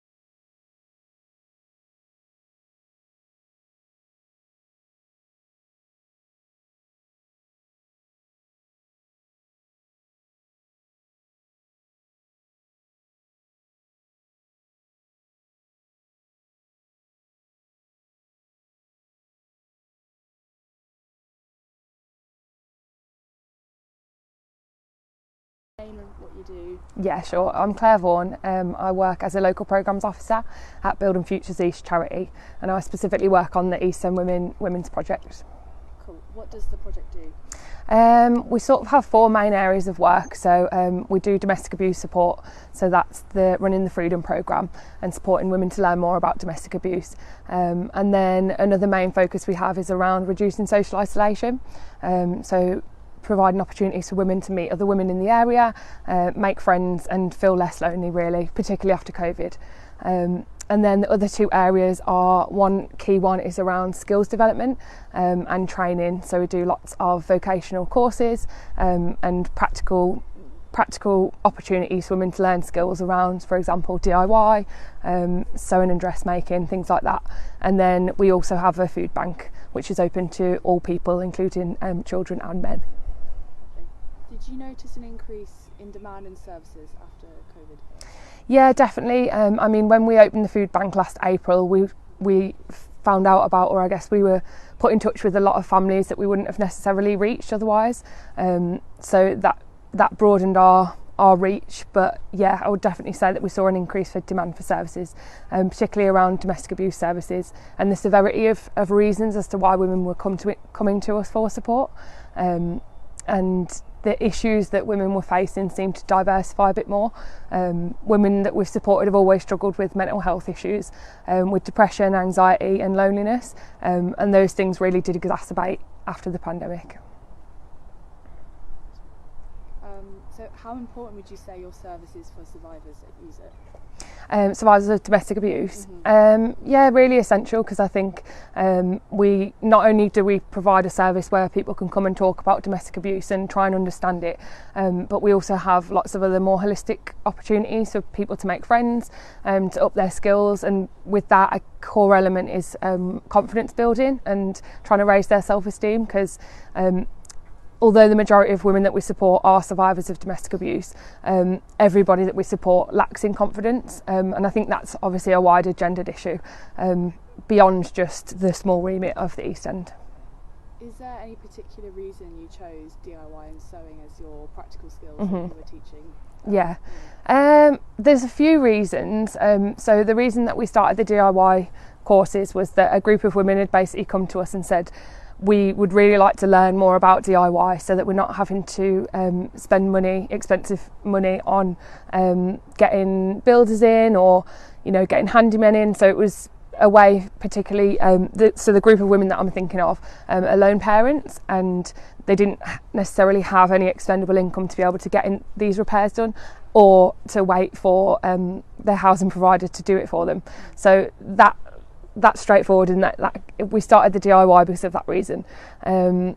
And so we do lots of really basic skills around plumbing, electrics, plasterboard repair, tiling, and then also bricklaying. And I think the great thing about the DIY course is that often the women who join it don't think that they would ever necessarily be able to do those skills, or would have thought of it as something that they'd be interested in, and really quickly they find out that, of course, not only can they do it, they're really good at it, and then they're able to share those skills with other people. So it's a really uplifting course in that way.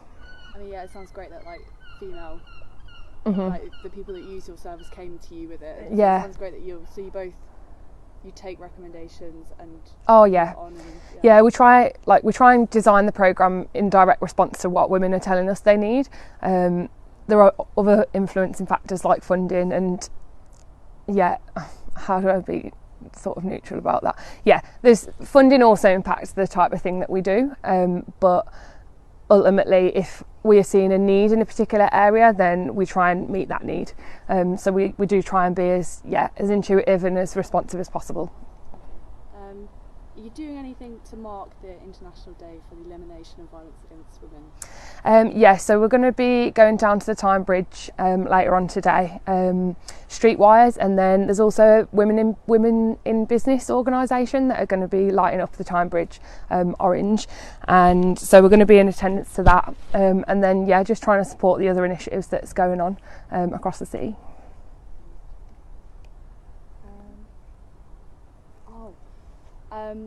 How do if you want to access your services, how do women? Okay, so women can self-refer to the service, so they can just call up if they see something they're interested in, or they might have heard from a friend who's done one of our courses or met with us before, and then professionals can also refer into us as well. So So with the Freedom Programme, is that used as a preventative thing, educational thing, or is that used so people can recognise what situations they're in? Or it's a bit of both. So normally the women that would go on Freedom Programme have experienced an abusive relationship before, so in that sense it's not preventative. However, we do talk a lot about warning signs, how one might be able to see these patterns emerging again in future relationships. So it's badged as a recovery course, but we also include things that are preventative, hopefully, for future relationships. And I think one of the main things or main benefits of the Freedom Programme as being a group course is that the women who attend it can see that actually they're not alone in it, and what's happened isn't just from that individual person, and that helps them to see the wider pattern of what's going on and how to try and mitigate it in the future. So the Freedom Programme is a domestic abuse recovery course. So within it we talk a lot about what domestic abuse is, the impact that it has on survivors and their families, warning signs for future relationships, and also how domestic abuse happens.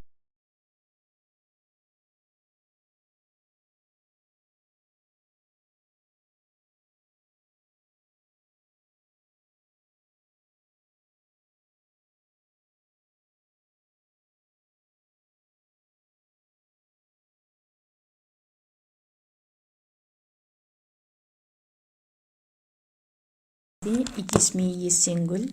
I would like to introduce you to a sociologist of the Institute of Equal Rights and Equal Opportunities, Tatiana Rizbushkina. She tells us about the crisis centers for women in Kazakhstan. I asked her about the government's attention to the women. И сейчас рабочая группа в Мажилисе работает над этим законопроектом, и мы очень надеемся, что все-таки будут... The government is now trying to change the law against domestic violence of women and children. The law was approved in 2016. Currently, the Parliament is working on it. In the future, we hope that domestic abuse will be transferred from the administrative code to the criminal code. According to police officers, they don't have precise mechanisms to deal with domestic abuse. Additionally, our country does not have a clear recommendation on how to deal with abusers. We need thorough and concrete sanctions. Secondly, we must also help the aggressors. For example, when I spoke with those people, they explained themselves and asked for some psychological aids.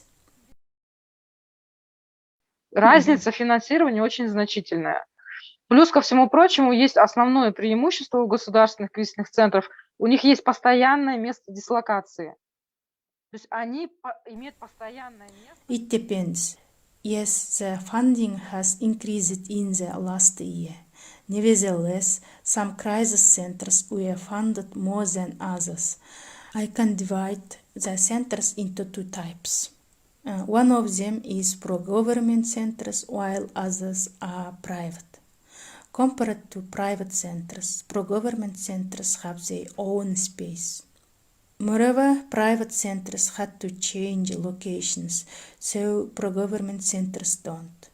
Respectively, the content has changed. На общих условиях могут проживать полгода. Но если есть какая-то особая ситуация, особые случаи, то до 9 месяцев. Around 6 months. If there are some specific needs, they can stay at least 9 months. It is just first aid for them. The purpose of these centers is to teach them how to earn their own money and to find a job. It helps them pay for their rent. Соответственно, у нее появились деньги, чтобы снимать жилье. Либо как-то решается вопрос с родственниками, то есть ее куда-то отправляют к родственникам, которые согласны ее принять. According to statistics, domestic violence has doubled during the pandemic season. Official statistics can be found on the Committee of Legal Statistics website. In Kazakhstan, every year, about 400 women will be victims of domestic violence.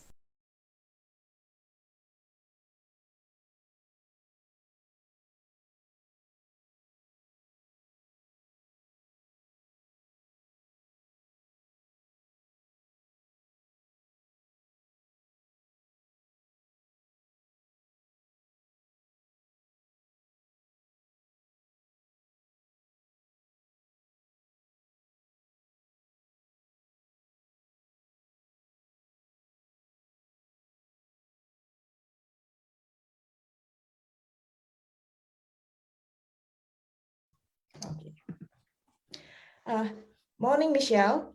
Today we are going to discuss for Global Pop-Up about how is the violence against women journalists for International Women's Day, because we are acknowledged there must be many cases against violence against women journalists. So can you, first of all, can you tell us what is the challenge that women journalists encounter in UK? Well, certainly the whole issue of violence against women and violence and harassment of women journalists specifically is definitely a global problem, but we are certainly experiencing significant volumes of incidents of harassment and abuse and intimidation here across the UK as well. It's concerningly, it's been something that we've seen an increase and in prevalence of, particularly over the past 18 months, this period of the pandemic and lockdowns. We've seen many more journalists being affected by attacks and harassments and threats. And the reality is that a disproportionate number of those incidents are aimed at women. Also, journalists who are Black or minority ethnic also face higher incident rates of harassment as well, which is very concerning. There was actually there was a government call for evidence earlier this year by the UK government as part of a major initiative that the NUJ is involved in, which is the National Committee for the Safety of Journalists. And the call for evidence went out because one of the problems is that there's not enough kind of granular data about the scale of the problem. And that survey found that 4 in 5 journalists had experienced threats and violence at work, and that more than 1 in 3 of the female respondents to that call for evidence said that they simply don't feel safe operating as a journalist here in the UK. So that level of statistics is really concerning, and it also backed up a survey of members that the NUJ did about this time last year, which really kind of got to grips with the fact that this is both a significant problem but also a growing one. And in terms of how that affects women journalists day to day, that happens in lots of different ways. A lot of abuse and harassment is happening in the online sphere. So it's material that's coming to them, to their phones in the course of their work, to comments that are made below articles that appear, or harassment online. But also there's very clear patterns where that harassment morphs into in-person harassment to somebody's workplace or their home, or to stalking incidents. So it's not very clear-cut in that regard. Lots of respondents to the surveys that we've done and the government survey make it very clear that it has a significant impact on their well-being, on their mental health. Over half of the people who came back on the survey said that it made them very fearful and anxious. I think, as well as the personal impact on individuals and their families, it's really important that we don't lose sight of the effect that has on people's ability to do their jobs as journalists, because it can have that kind of self-censoring effect. If people anticipate that they're going to be abused or harassed if they write about a particular subject matter, then it can make people think twice about carrying out that work. And we're certainly seeing anecdotal corroboration of that it has that chilling effect on journalism. Would you like me to give you some examples of the kind of personal examples? Yes. So I think what's interesting about this is that probably it's quite well known that people who write about certain subject matters perhaps get more, higher volumes of attentional harassment as a consequence. Maybe politics and sport have had quite bad reputations in that regard. But it's very clear that this is something that's impacting on journalists across the industry, so in lots of different sectors. So there's been a number of cases, for example, in the past year that have affected journalists who work for local and regional newspapers. So people who are very firmly rooted in their local community, carrying out their work as a journalist. But the incidence of women reporters who, perhaps because they've been writing about a court case that's going on in their local area, or they're a columnist who's written some opinion pieces, that actually they've suffered horrendous abuse and harassment. And one member of the NUJ who worked in a local newspaper in Cumbria had to flee her home in the first lockdown in the UK. So when everybody was being told to stay in their houses, the police told her that there was a credible threat to her life. So she had received death threats and threats from people that they were going to set her on fire.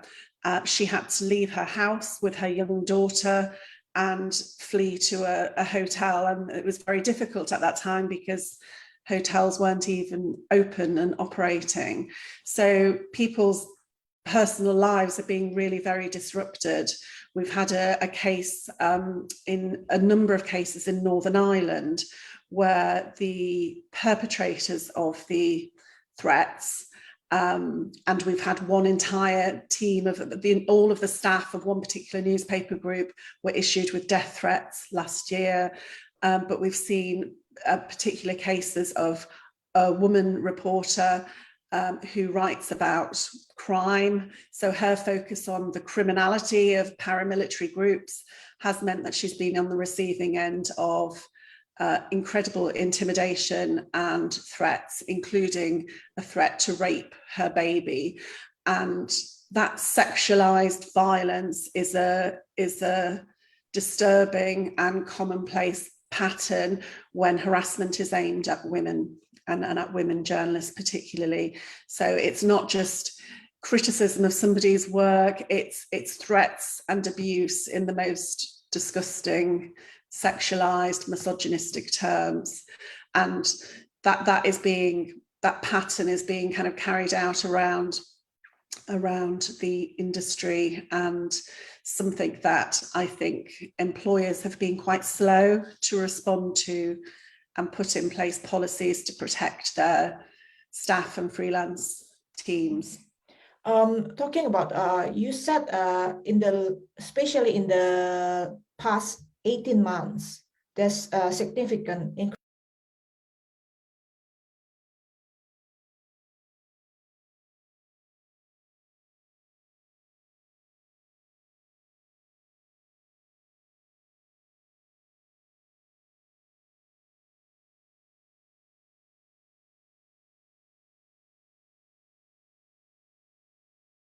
Alice, and I'm a student of Newcastle University, and this interview is about violence against women. We know that November 25 is the International Day for the Elimination of Violence Against Women, a resolution adopted by the United Nations General Assembly on December 27 in 1999. In 1960, the three Mirabal sisters, political activists in the Dominican Republic, were assassinated by the Trujillo regime. Since 1981, some women activists have used that day as a day to commemorate the issue of violence against women. So, to mark the big day, we spoke some young people on the streets of Newcastle and some students in China to find out what they think about violence against women. Do you know that November 12th is the International Day for the Elimination of Violence Against Women? I've never heard of that before. I don't. No, I didn't know that. Have you read some news about this topic? Never, no. No. Really? Yeah, I've seen stuff on like the news and that. Have you heard about someone close to you experienced the violence against? Yeah, I'm actually not from here. I'm from Lancashire, and there's like one club where I live, and there's been so many cases. There's been girls who have been like pulled out, so they had to get dogs in, everyone's getting searched, people are still getting spiked, and now my friend has to have injections every 6 weeks for 6 months. No, every 2 weeks for 6 months to make sure she doesn't get HIV. Yeah. It's like catcalling and stuff, and like men just thinking they can like send you dick pics when you don't want them. Not anyone that I know of, no. Do you think the verbal violence is a form of violence? Yes, I'd say in some cases, yes. Can you give some brief? For example, like oppressive language, like calling women or treating them as if they're less in society in general, like swearing at them or stuff like that. Don't know specifics, but... Hello, let's move on to the interviews about elimination of violence against women. So Do you know that November 25 is the International Day for the Elimination of Violence Against Women? Not really. I don't know about that. Sorry, I don't know about this. So, have you read the news about the violence against women? Yes, I have. I actually have read about this kind of news recently. And I think actually these kinds of incidents have been existing for many years, but with the internet and like the platforms of different social medias, it's easier for people to really look or to see this kind of news. Yeah, so yeah, I have read this kind of news. Yeah, I have been read lots of kind of news. There are many social apps in China, and the most popular one is Weibo, which is like Twitter or an Instagram. I often see famous stars making public apologizing for violence. How do you view violence against women? Well, actually, I am against all different types of violence, no matter it's against women or men. Yeah, so yeah, basically, I'm just against violence. Yeah. Yes. So, have you or someone does to you experienced violence? Sadly, yes. Well, I do know some friends of mine, and also I myself have experienced this kind of violence before. We sometimes talked about it, like talked about this kind of experience and the influence those incidents have brought us. And yeah, that's some very sad experience actually. What would you do if you encountered the violence? Well, it depends. Like, well, the last time I myself experienced violence was many, many years ago when I was quite young, and I was very afraid of doing anything towards it. But now, if I ever encounter violence, I will definitely stand out, and I will definitely try to stop that kind of instance from happening. If it is physical violence, I will resolutely seek help from my family and the law. There is a phrase called many things have only zero and countless times, so women should live. Do you think verbal violence is a form of the violence? Well, I do think so. Well, to me, I think violence is a kind of action that will just cause damage or hurt people physically or mentally. So I do believe that verbal violence is a type of violence. Of course, yes. I think verbal violence is more harmful than physical violence. Nowadays, more and more people like to express their opinions on the internet, especially for women. From body, appearance to dress, personality, many bloggers quit the internet because of verbal violence. So I think verbal violence is also terrible. So thank you for your interviews. Thank you. Thanks for your answer. Bye. Bye. Hi, I'm Zora. I'm a Newcastle University student, and I will do some brief conclusion about this interview. Maybe it is not enough convincing, but it also reflects some problem. We can see in the interviews some young people don't know how to answer this question. The main reason maybe is that they are not focused on the violence about women, and most young people are unaware of the day of the violence against women. And some people don't have a clear way to against violence. However, it is encouraged to note that many young people oppose violence, and they also think that words can also be violent. They will be willing to resist violence. For these interviews, we hope we can help some people to realize the day of the violence against women, and we encourage people to join us for this activity. Finally,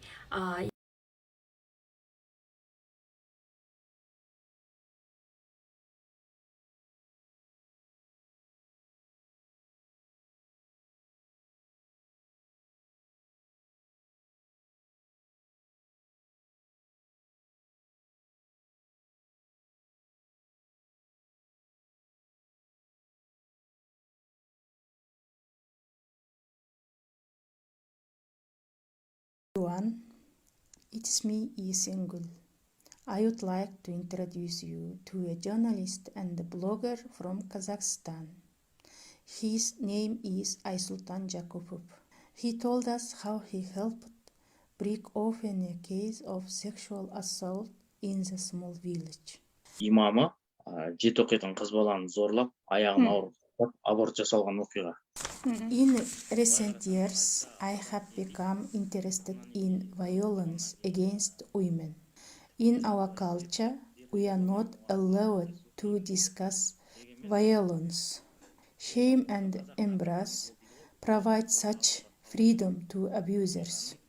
Several years ago, activists started a movement called Speak Out. Thanks to this movement, we were able to help many young women. I began interviewing women who had faced difficulties. Exactly as with domestic violence, these interviews have an impact on society. People started to contact me. I once learned about a terrible crime in a small village from a man who called me. It was an anonymous call.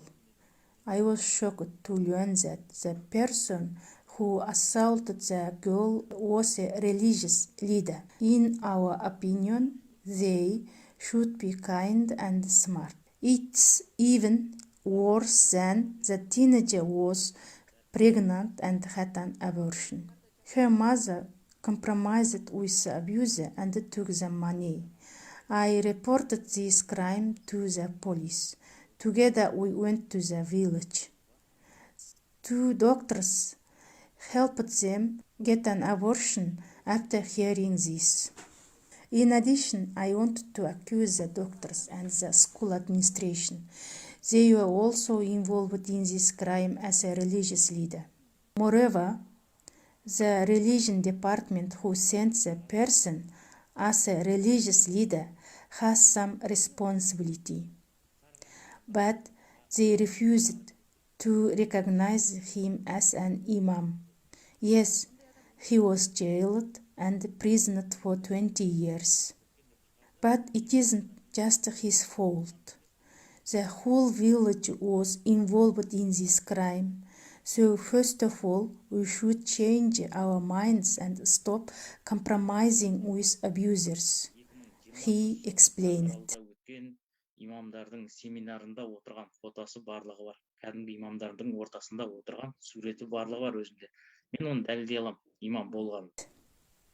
According to the Committee on Legal Statistics of the Prosecutor General's Office of Kazakhstan, sexual assault and child offenses are increasing in the last few years.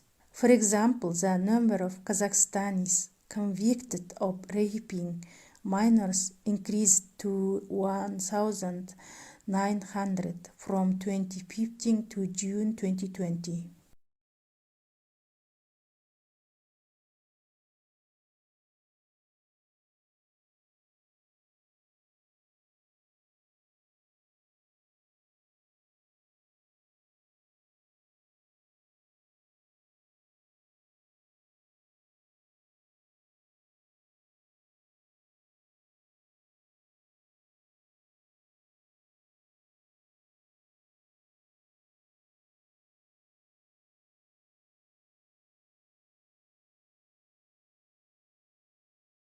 violence against women has left women and girls feeling unsafe on our streets, and it's the government's failure to enforce existing laws and dismissal of Labour's calls for new legislation to protect women and girls, and that's which is letting violent criminals off the hook.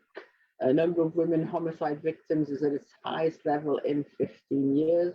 Rape prosecutions and convictions are a record low. What we are called, Labour has set out dozens of proposals in our Ending Violence Against Women and Girls Green Paper. And we also say we need to work within communities to provide relief and support for victims of domestic violence, as well as those who are at the highest risk of becoming victims. And we need to ensure that we have the proper funding of victim support, as well as the proper investment in local policing forces. Mm-hmm. And what do you think? What kind of sorry? Go on. So, what kind of support do you think the government should or could offer to the victims, for example? Well, for example, the support properly fund the support services. So there's an estimate that we need £400 million investment in support services for victims and survivors. I've visited our sexual exploitation hub in Newcastle, which is fantastic. It's funded sort of on a year-by-year basis. It can't make long-term plans because it needs proper long-term funding. And Women's Aid estimate that there's 400 million needed just over the next year. We've also said very specifically that misogyny should be a hate crime. Okay, thank you. Do you think Sarah Everard's and Sabina's Nexus cases had changed the narrative of the discussion about violence against women, or changed anything in practice for women's safety on the streets? Well, I'm very pleased to see that it is, if you like, more of a topic which gets more discussion. It has had more discussion, but I'm not sure that anything has really changed. Women have a right to feel safe on our streets. It's encouraging to see there's a new generation of women organising and carrying on the fight for women's rights. But I've got to say, we need change. We need change in men's behaviours. It's still on women to organise or to change behaviour. We need change in the perpetrators' behaviours, which is mainly men, and we need serious action from the government to ensure that. So you had to leave social media because of the abuse you experienced. And we can agree that the abuse women receive in certain roles, such as politicians, can stop girls and young females to be wanting to take up these roles in life. What do you think we can do to change that? Well, that's a really good question. I mean, as an engineer, I've built networks that would form the networks that now form the internet, and I never, obviously, I did not build them to be used as a tool for bullying and abuse. And I sometimes take breaks from social media. I mean, I go back to it because it's an essential part of my job, unfortunately. So I think the main requirement, the self-regulation by the tech companies has failed. So the requirement is on government to bring forward the legislation that protects UK users now and in the future, and particularly prioritises homophobia, racism, and misogyny. And we need a robust regulatory framework that protects people and gives appropriate forms of redress, whilst obviously protecting freedom of speech. And that's not necessarily easy, but this government in the UK have had like 10 years to do something about it. And it is really, the internet has to be a platform for all voices, and particularly for women's voices. Yes, I agree. I also think the tech companies could have more female engineers. I think that would help too.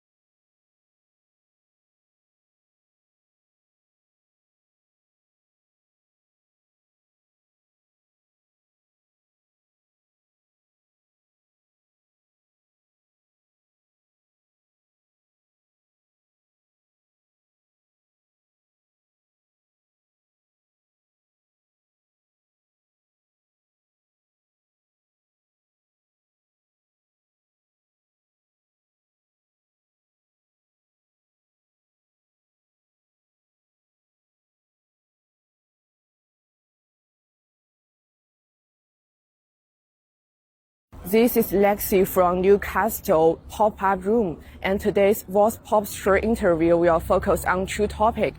First, we'll interview people about what they think about UK women treats violence, and secondly, we'll talk about people think about the Indian women's status is really low. It's also about the violence. Men have to listen to women. They have to understand the female perspective. And at the moment, I just don't think that's happening in our society. I think men are too ready to just put in their own opinions and not try and understand the problem. So Indian women having no rights in India. I've been to India. I think this is true. They don't have many rights. However, in their culture, they're quite comfortable with it.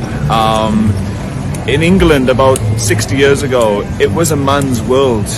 Only through the suffragette movement were women liberated, given the right to vote, and given more rights, equal rights to men. In India, they haven't reached that point yet, and culturally, it's quite normal. A man works and a woman takes care of the children. I don't think the police do anything about it. I think that women are blamed. I think it's always up to women to help themselves. There's no point in going to the police because the police don't do anything about it. It's all about victim blaming. I don't think women are helped at all. I think it's all about what women should do to protect themselves, not stop men from doing it. It's about how women dress and how about women look, and it's not about how men should not touch a woman. It's about how a woman should protect herself, and I think it should be the other way around. How men should be stopped from doing it, not how women were in the wrong. So no, I don't think women are protected. Women aren't safe. I don't feel safe walking home alone. But a man feels safe walking home alone. So I think that's saying society is still not equal.